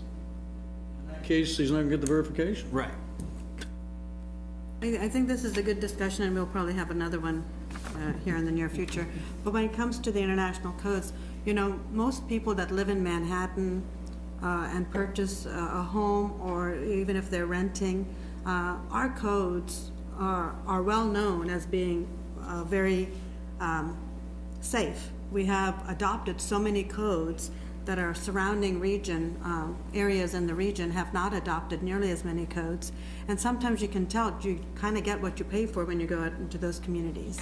And the pricing is quite high for a variety of reasons in Manhattan, but one of them is because we have codes and we enforce most of those codes. And some of the non-conforming ones, that's why I use the word most. But for the great majority of Manhattan, when you buy something here, people know it's a quality home, or for the most part that we've had very strict codes, and they don't like us for it. The developers don't like us for it. The construction, whatever it is, they don't like us for it. But at the same time, safety has always come first for the commissioners here that are here today and in the past, because we've adopted so many of the international codes. Let me ask Scott, when would, or Brad, when do we consider adopting another round of codes? That'll be in 19. Uh-oh, I asked an expert question. Brad Clausen, yes. Yes, thank you, Mayor. I was trying to be quiet back there. Yes, you were. Our next scheduled adoption would be probably, we're actually going through the 2018 codes now with the intent that we'll bring them before the governing body probably sometime about this time next year. Okay. So late spring of 2019 would be our intent to do that.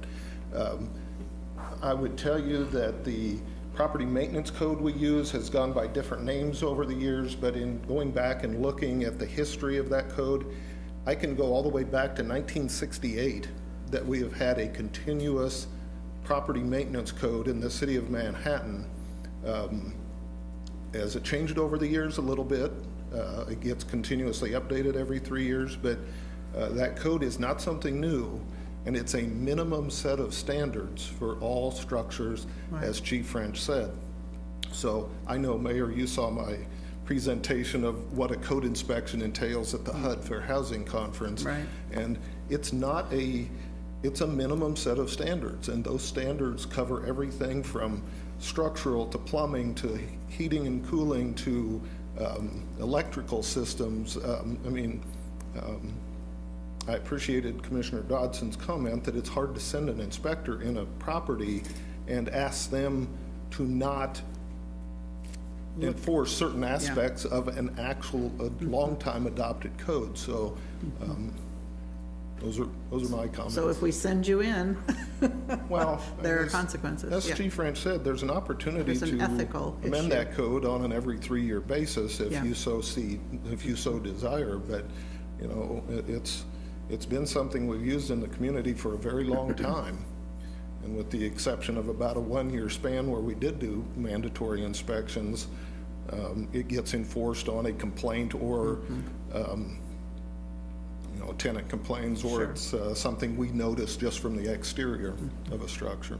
and I have heard the word minimum standards,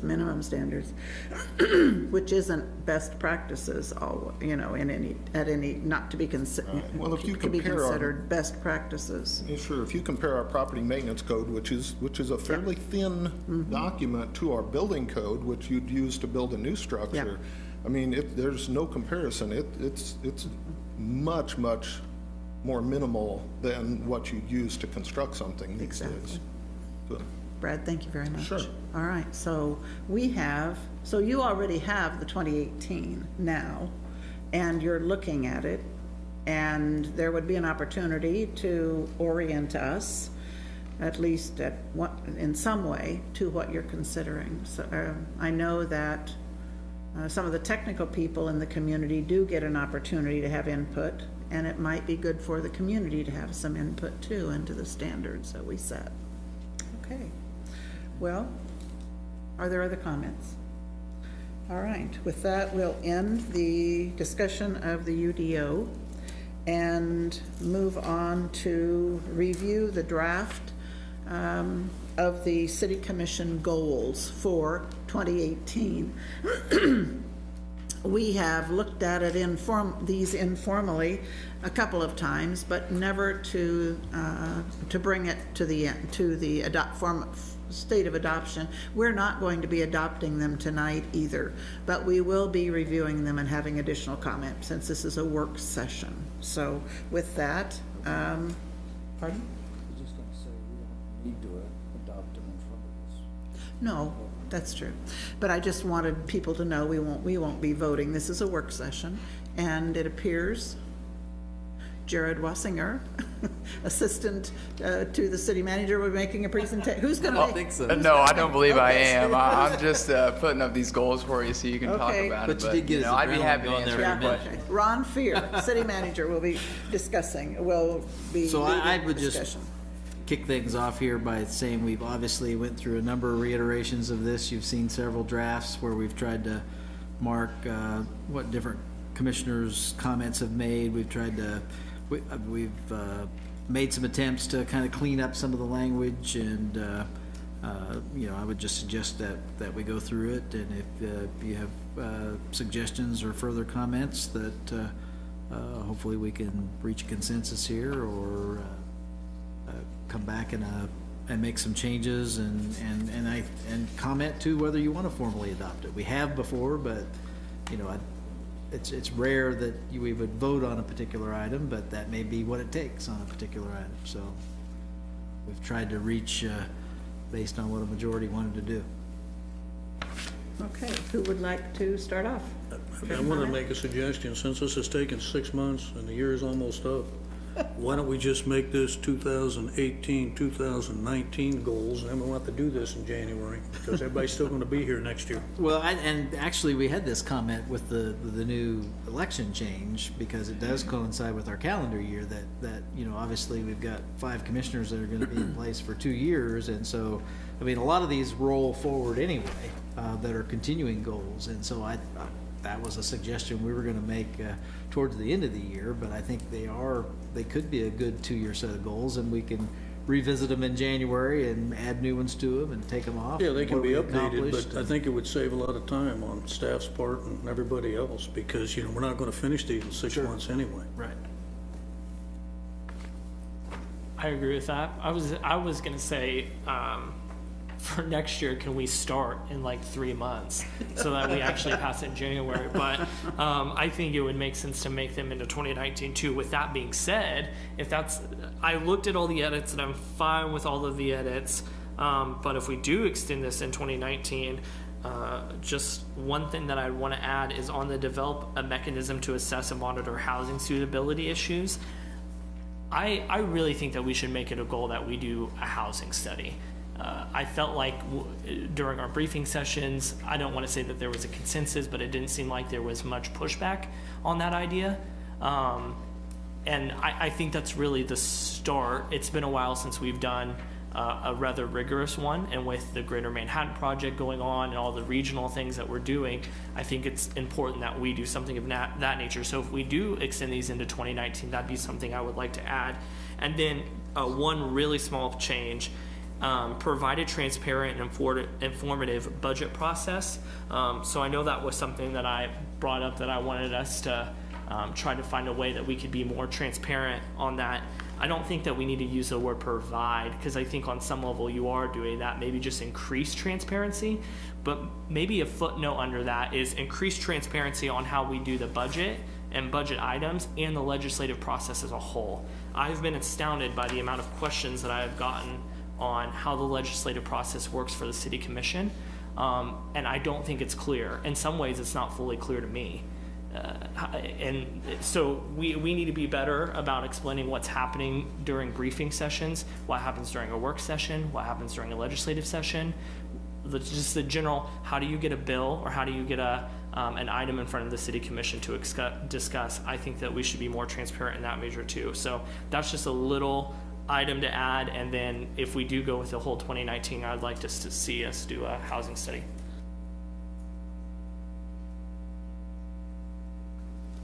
Got a couple here on the city commission guiding statements, where it says the city supports the development and implementation of master plans.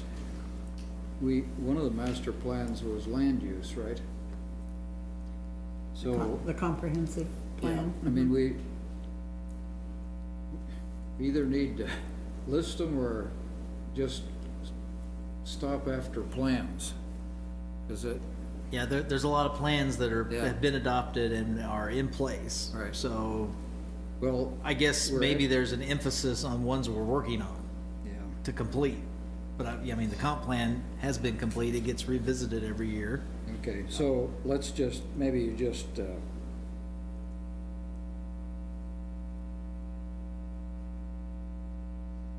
are these then being developed or haven't been executed yet, or what's the difference? So, you make a good point about a guiding statement.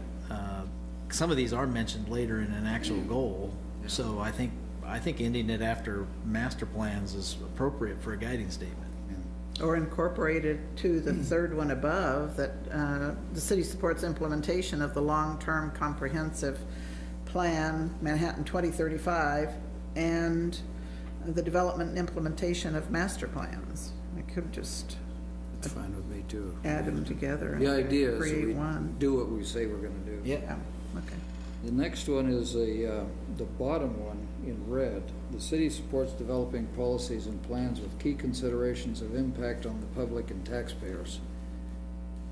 That to me was, we could have 1,000 of these. So One might be, we love America, and, you know what I mean? I agree, and so this was originally, a version of this was added to the airport. And I didn't understand, and I don't remember who did that, but I didn't understand the context of it just being on the airport. Yeah. And so I thought it fit more as a guiding statement, but I don't disagree. I mean, that's, I just think it's so gratuitous that it has no meaning. It doesn't mean it's not a wonderful thought. right. But the next one was community partnerships. Did we need to leave out Fort Riley on this thing? Is that? So there was a request for the Fort Riley update, and I guess it gets back down to some of these folks we have control over.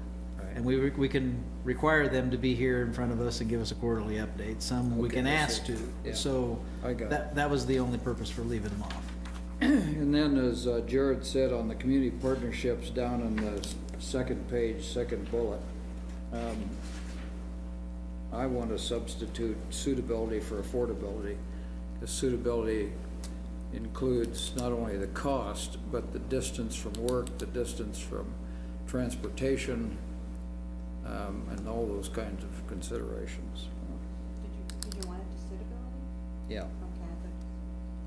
I'd like to be sure we have a thorough definition of suitability. I feel like I know more about what affordability means, but I'm not so sure about suitability, so maybe a second sentence would be what suitability covers. Just when I read it as a generic I don't want to term, get too complicated. I don't either, but what that- I was glad to hear what you just said as an explanation for suitability. I mean, I'm generally okay with suitability. It's a term that they use in housing that I've seen, but that does address things like, you know, in the Northview neighborhood, like when we do a housing study, not only just looking at is housing safe and affordable, but do we have a good sparse for people of maybe a lower income have access to housing that also has access to transportation, like he was saying. So, I mean, I think generally if people have questions on it, we could explain it, but I wouldn't want to overly complicate it. That's the as first either. explanation I've heard, so I'm glad to hear that expansive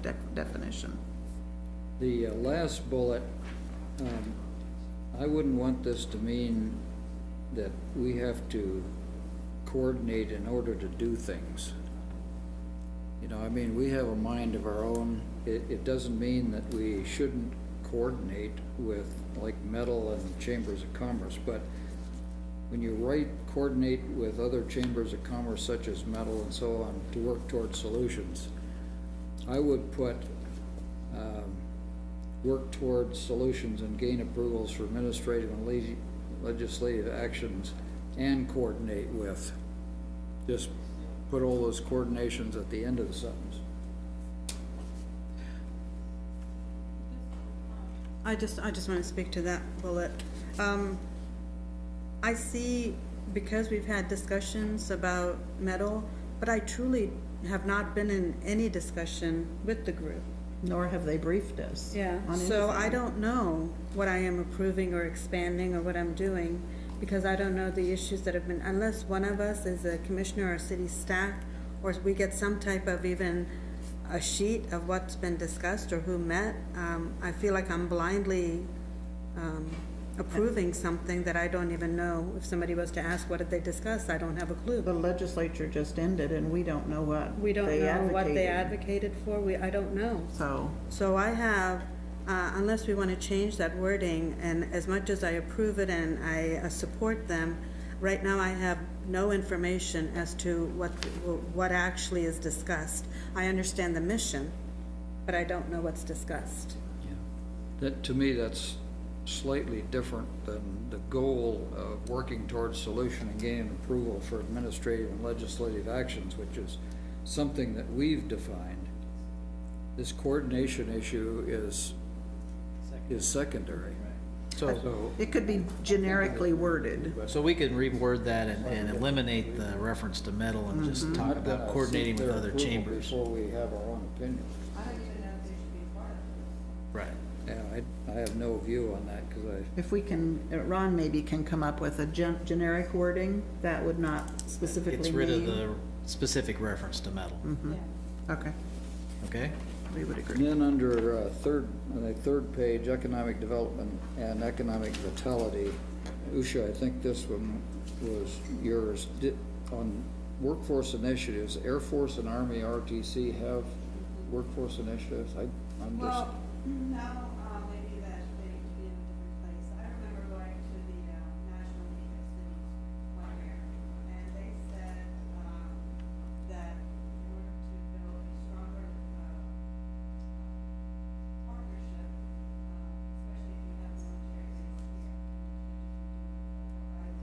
to have our young people be recognized and work closely with them, to encourage them to be engaged in the community and take part in the city. Part of the workforce if they choose to come back after that work. So I wasn't sure where that fit in, but I just felt that because they are professionals and seeking, not only higher education, but, right here and working in that area. I wasn't sure exactly where that fit, and obviously the economic vitality. well, you know, if they're activated, they go to their respective service. If they're not activated, they're really part of the KSU student body as a whole that are seeking work. So that's just kind of the way I read that. I don't have any And that's strong fine. feelings about it. Let's see, and then I think, Usha, this was yours too, on legislative initiatives. And I think you may be right here, but we had a section on mental health, and then this mental health is in here in legislative, so, and I know that,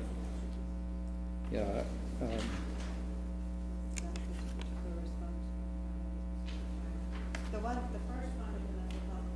I don't know if it responded to, this responded to legislation. under mental health, you have advocate legislation that would create appropriate funding support sources at the state and federal level, which kind of is, I mean, the only thing lacking is provide positions and testimony, so maybe we can We can add that in there. add This, it up. what for- happened during this legislative session, where there were several things concerning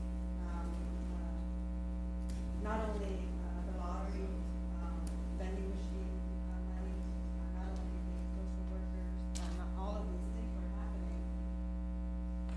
We didn't do anything, So, so I don't know how to advocate you for can just any part of it. pull that, some of that part under legislative back into under mental health, and that check mark block to advocate, and And even provide us, this is something Yeah. the league does not give us an update on. They give us on generic things such as star bonds and life property and all of this, but they didn't say anything about mental health, social workers having to have fewer accreditations so they can just more in. There was nothing saying any of those things, so that impacts us like that, because we're looking at staffing for all of these things. So that was one of I changed some of the wording around because I certainly got feedback from you all and that to be the first bullet under legislative initiatives. So work with strategic partners, which could be a variety of folks. Could be our legislators, it could be the league, it could be other cities, it could be a number, could be a special consultant, whatever the case, to draft and propose legislation. And I think that's something that as we look to our December or January meeting when we're drafting our legislative position paper, that if there are specific things that you want us to try and build a coalition to support drafting legislation, then that's something we need to identify early. Yeah, I think that's key, and sometimes things happen during their discussion. I don't know who leads our legislative items here. I don't know if it's Jared or if it's Kyle. They might switch hats once in a while, but something just, because most of us are tapped into so many other websites, and we just get their emails constantly about what's going on. For example, I know commissioners, some commissioners in other counties actually go and provide testimony on certain things that are important to them.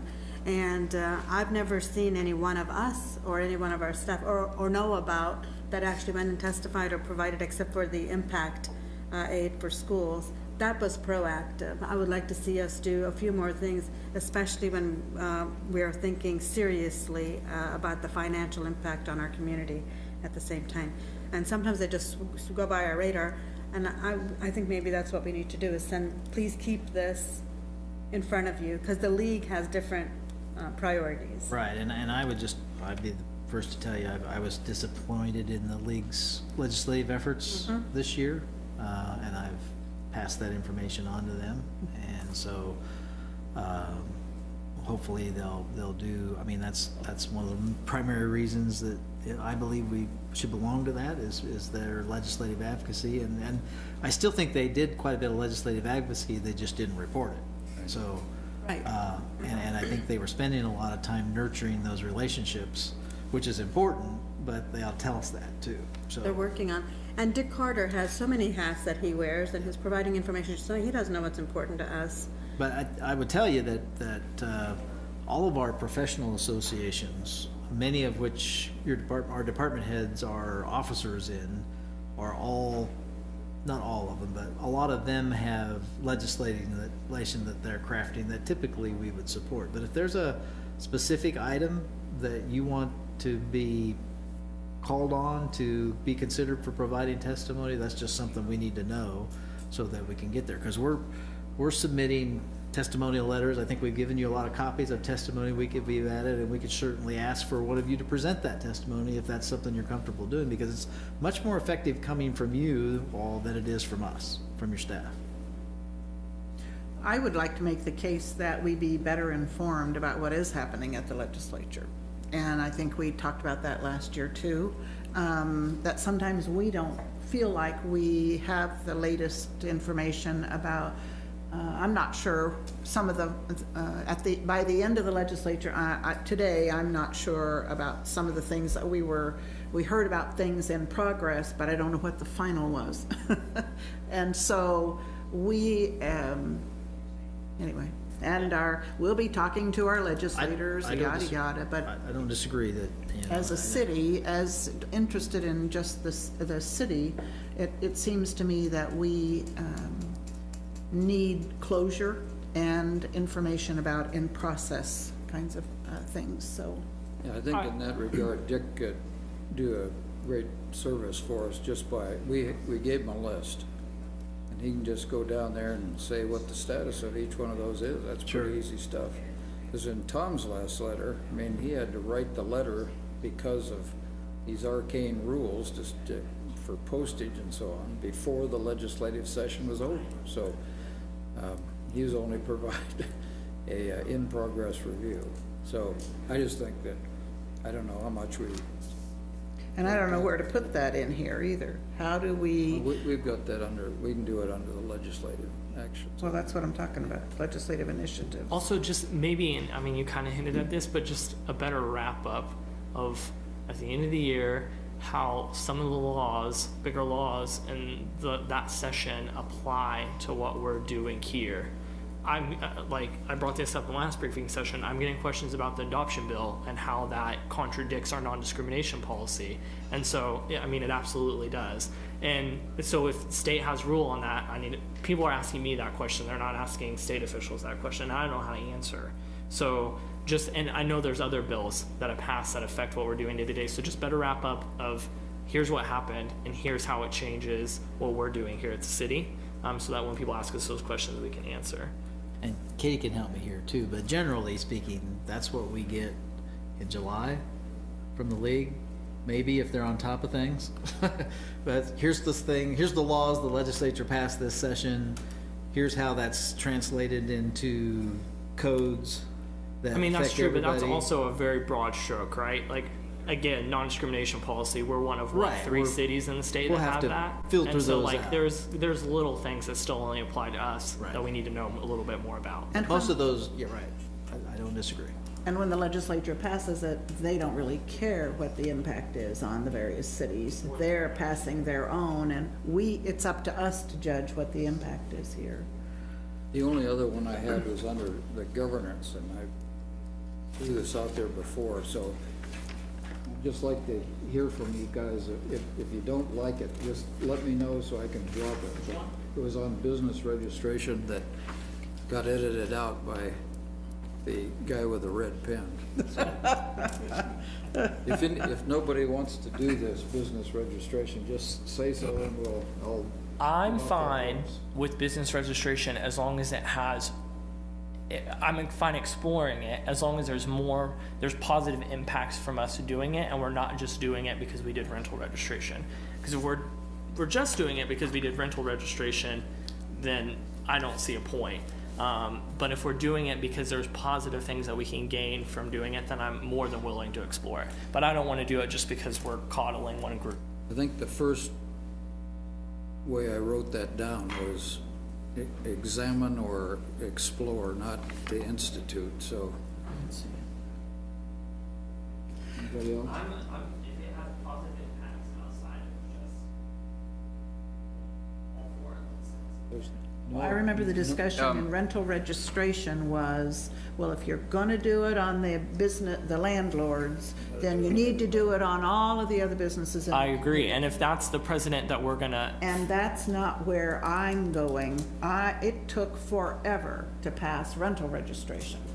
As far as I'm concerned, it can take forever to pass business registration because of all the things we're doing, I think if somebody wants to come up with a plan, but I'm not interested in pushing it and moving it fast at all. It can take 4 years like rental registration did. Because it's gonna take that long for the businesses to I think there'll be accept a huge fight over it, but I don't have a problem exploring it if there's some benefit. You know, 'cause just like the pet licensing and some of the other things, if there's a positive benefit that we can articulate, then let's do it. But if there is no benefit, then let's not. So I don't have a problem with us exploring it, because you're not saying we're gonna put it in place. So- It gives us a year or so to look at it. The 2017 goals was to research and analyze business registration. So we did that, and we put that together in about that 6-page gave us a memo, and memo. really went into all the details of what that would entail, what information we already have through the business fire inspections, and then looking into what we can get from the county, information that the chamber has. So that information's there, and we do have that general understanding of kind of what's available when it comes to a business registration program. So really, Why don't you, instead of putting this in here again, why don't you just bring that back at one of these briefing sessions so that we can Sure. go through that as a body, maybe. okay. That was it for me. Okay, I would support moving to a 2-year goals, but we have to look at them again next year, because there will be additional items that we want to put on it. And as we move, like, once we adopt the City Park and Warner master plans, that will be accomplished. And so we need to, we're gonna have to tinker with it next year. We can't just put it in place for 2 years and expect it to hold, I don't think. With regard to, I would, with regard to the town gown partnership, setting up a task force, I would like to do something else. It says, set up a task force to utilize town gown partnership and other community partners to boost the education and prevention of alcohol abuse, sexual harassment, assault, rape, housing, public transportation, etc.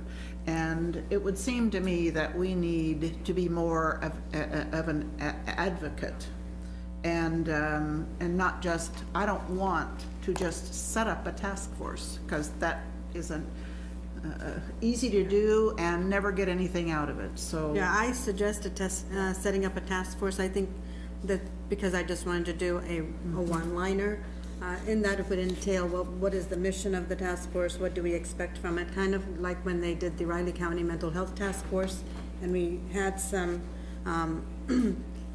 favorable outcomes out of that task force, so something like that.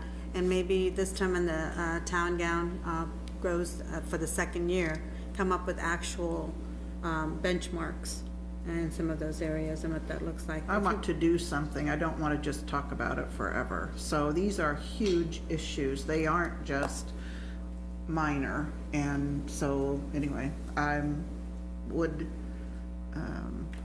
like to do some, make an action statement beyond just setting up a task force. I don't know. I think that, isn't that why you need the task force? Yeah? I mean, the task force will eventually have some Recommendations, yeah. That, my thinking is that, you know, as far as when we talk about alcohol abuse, sexual harassment, rape, and all of these things, there are things already going on out there that are action-oriented.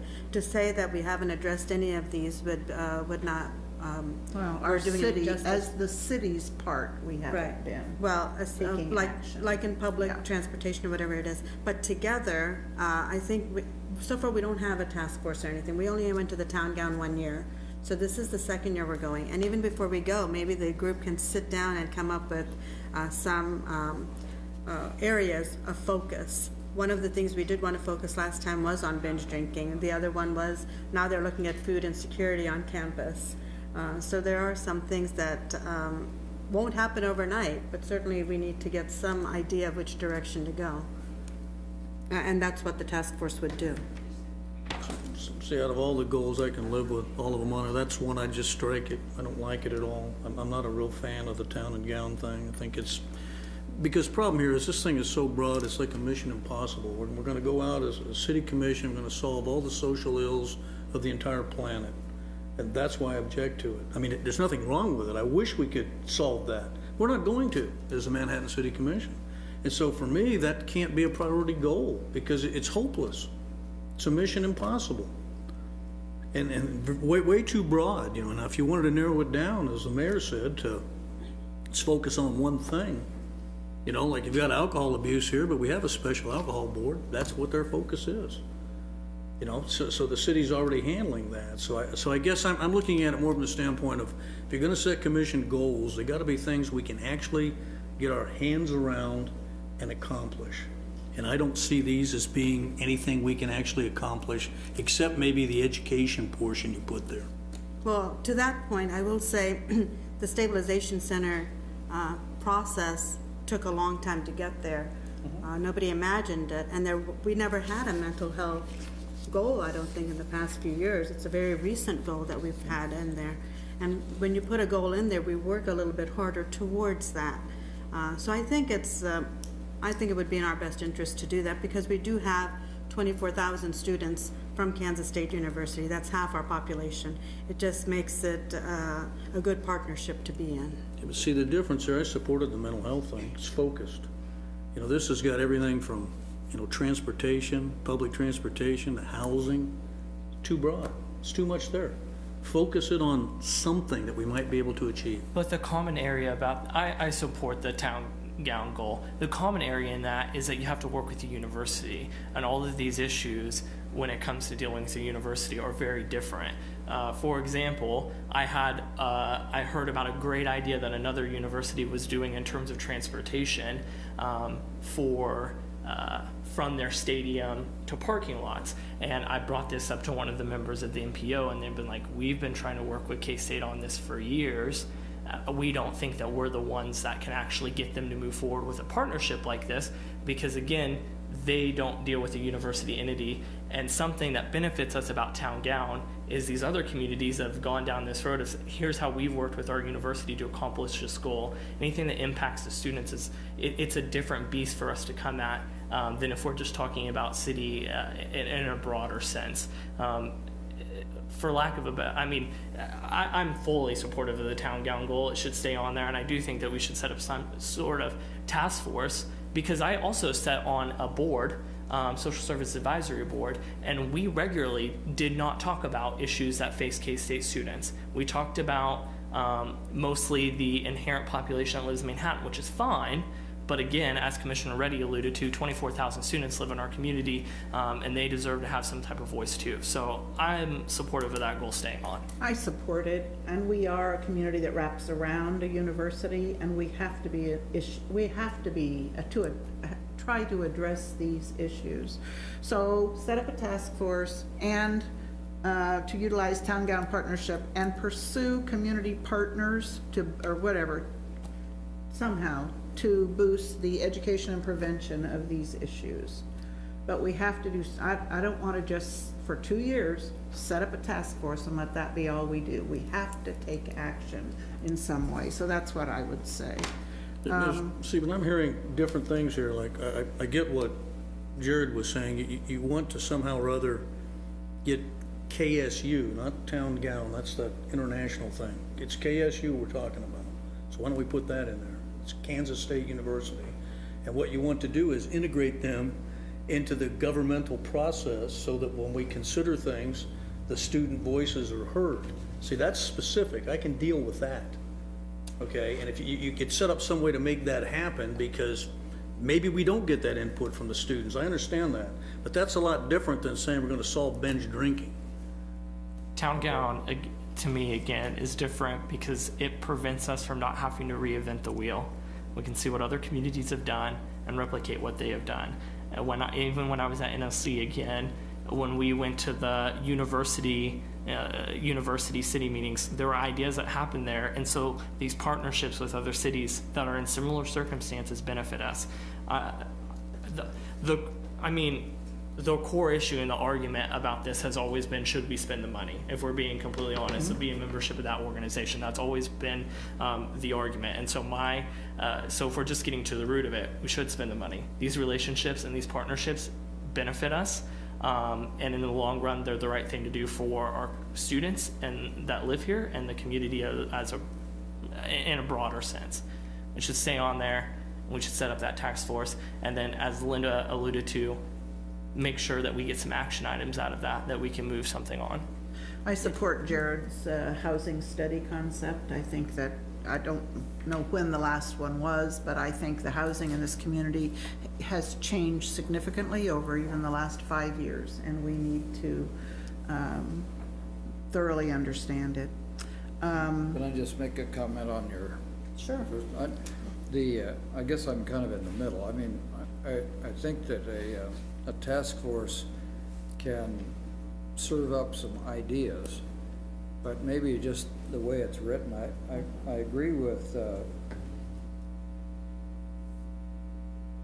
Commissioner Butler on this, because I think the task force has, if we want this thing to grab something, it has to be the city, KSU.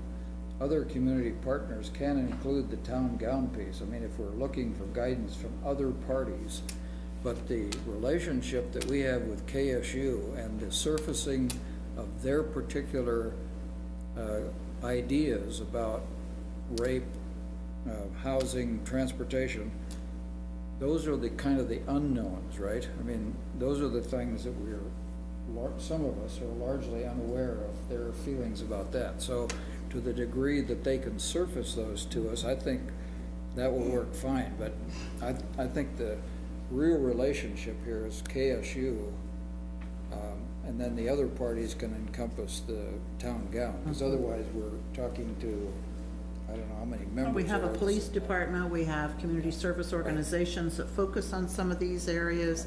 So it is a partnership, and we all have to move forward together. That's just where I was headed. We'll I take mean, a, we can, sorry. we'll take a stab at making that Okay, more thank you. Yeah. clarifying and more focused and actionable. Right. And And I can live with that. That makes it clear then. the reason the idea of task force came up is because it was an idea from Jackie Hartman. When she was discussing at one of our roundtable meetings when they came back from the conference, she said she wanted to set up a task force right before she left her position at K-State. So I thought it would be good to continue that effort. And when President Myers and K-State puts in the money to go to a conference, and the city does the same thing, that's in good faith. And when we had our last discussion after they came back, there were several meetings where we discussed several of those issues. You can't have momentum in 1 year. But there was momentum. There were people committed and dedicated and at the table for these discussions. So we have to give it a little bit of time. The reason that we can change town gown to K-State and city if you want, but the reason the town gown conference is important is because you don't have to rethink everything, rethink how a survey is done, rethink stats. That's how we got the apps for the codes and for trash or whatever it is, because when Clemson came here, they said that's what they did with their university. So these are ideas that we're hoping we don't have to reinvent everything. The conference is important. K-State's already putting in money for the conference. Task Force was there with Jackie Hartman. We discussed it with Linda Cook. She's on board with it. SGA is on board with it. So I think it's something, you can change the name, you can do whatever you want with that if that bugs you. But the goal is, we need to do more for our students in our city with the city. Thank you. I would agree to the reword or drop whatever for this coordinate with the metal organization. On the first bullet under customer service where it says continue to develop strategies that achieve efficiencies and effectiveness, one of the things I'd like to propose in the coming year is that we eliminate pet licensing. I think that we control the pets through the animal control shelter center rescue, and that the boarding units and veterinarians and what's the other? Grooming. They all require shots. And so we end up not enforcing, we're just an additional thing, and with only 9% compliance, I'd like to just plain do away with it. I don't think spending another $100,000 on just licensing is going to accomplish anything. Yeah, but So I'd like to can I keep that suggest on- that this keep that goal on our just, agenda. this goal just says efficiencies and effectiveness, and pet licensing is one of them. and we can argue that discussion later, because of course It's I'm not an argument. I'm- 100% the other I'm way just on that, saying and you I know would that. like to keep it on there. Okay, but it Okay. is on there for efficiencies, and if your Yes. goal is to eliminate it That would be as an more efficient. efficiency, that's fine. And then later on, I'd like to, there's one that says, 1, 2, 4 from the bottom. It says, provide to the commission options and financial considerations regarding special assessments and options to reduce risk. And I'd like to move forward with that. I think we have talked about it the last couple of years. And I'm not sure that just providing us with options, I don't know how to move it forward. I don't know what the right verb is. But then the work toward developing letter, yep. Okay. I'm willing to consider, to work on developing letters of the very bottom one, letters of understanding between the city and private groups supporting a city facility improvement or programs. I can work with that, but I want to be sure that the private groups are not turned off by what the city commission says we want to do with their money. So I want to be very careful about how we go about that. The next page is consider possible amendments to existing ordinances regarding parking and towing. And I would like to pursue that and coordinate it better with Riley County Police Department, because currently it's whether it's on property, private property or public property, and it just gets really murky for the citizen to make that work. I'd like to just reiterate the strong support for the mental health initiatives that we currently have here in the community. Under quality of life, second bullet, continue efforts and develop strategies to extend the pool season as long as possible. And I would like to take off as long as possible. I don't want to end up closing the pools on the August 15th or something really early. I'd like for us to have the full summer pool season. I don't see the distinction on that one. So Well, in the past, the commission has had, if you just have extend the pool season, yeah, that could mean by 2 days. If you have as long as Okay. possible. to Labor Day.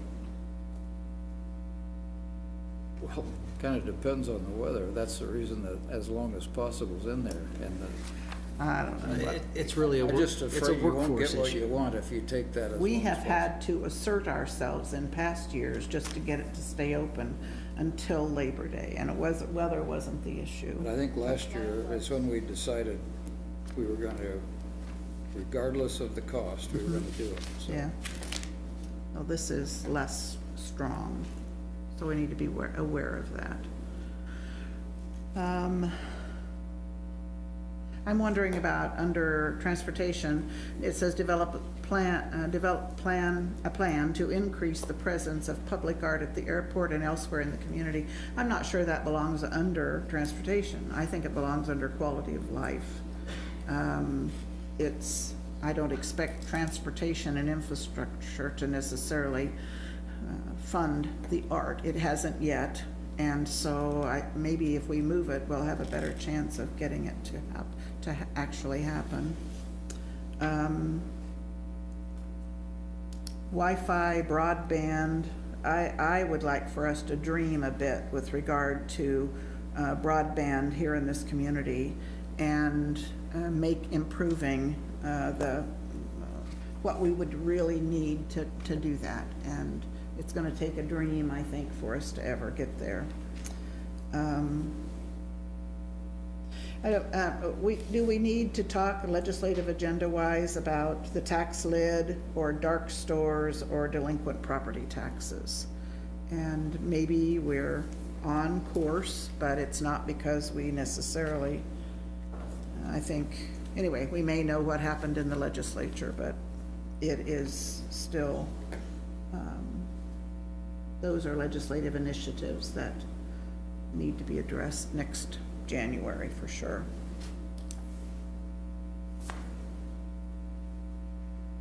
Anybody else? Okay. I think you covered, everybody covered most of these. I hit most of my, changed the wording, and I'm satisfied with the way it was amended in the text that we received. When the work towards developing letters of understanding between city and the private groups supporting all of that,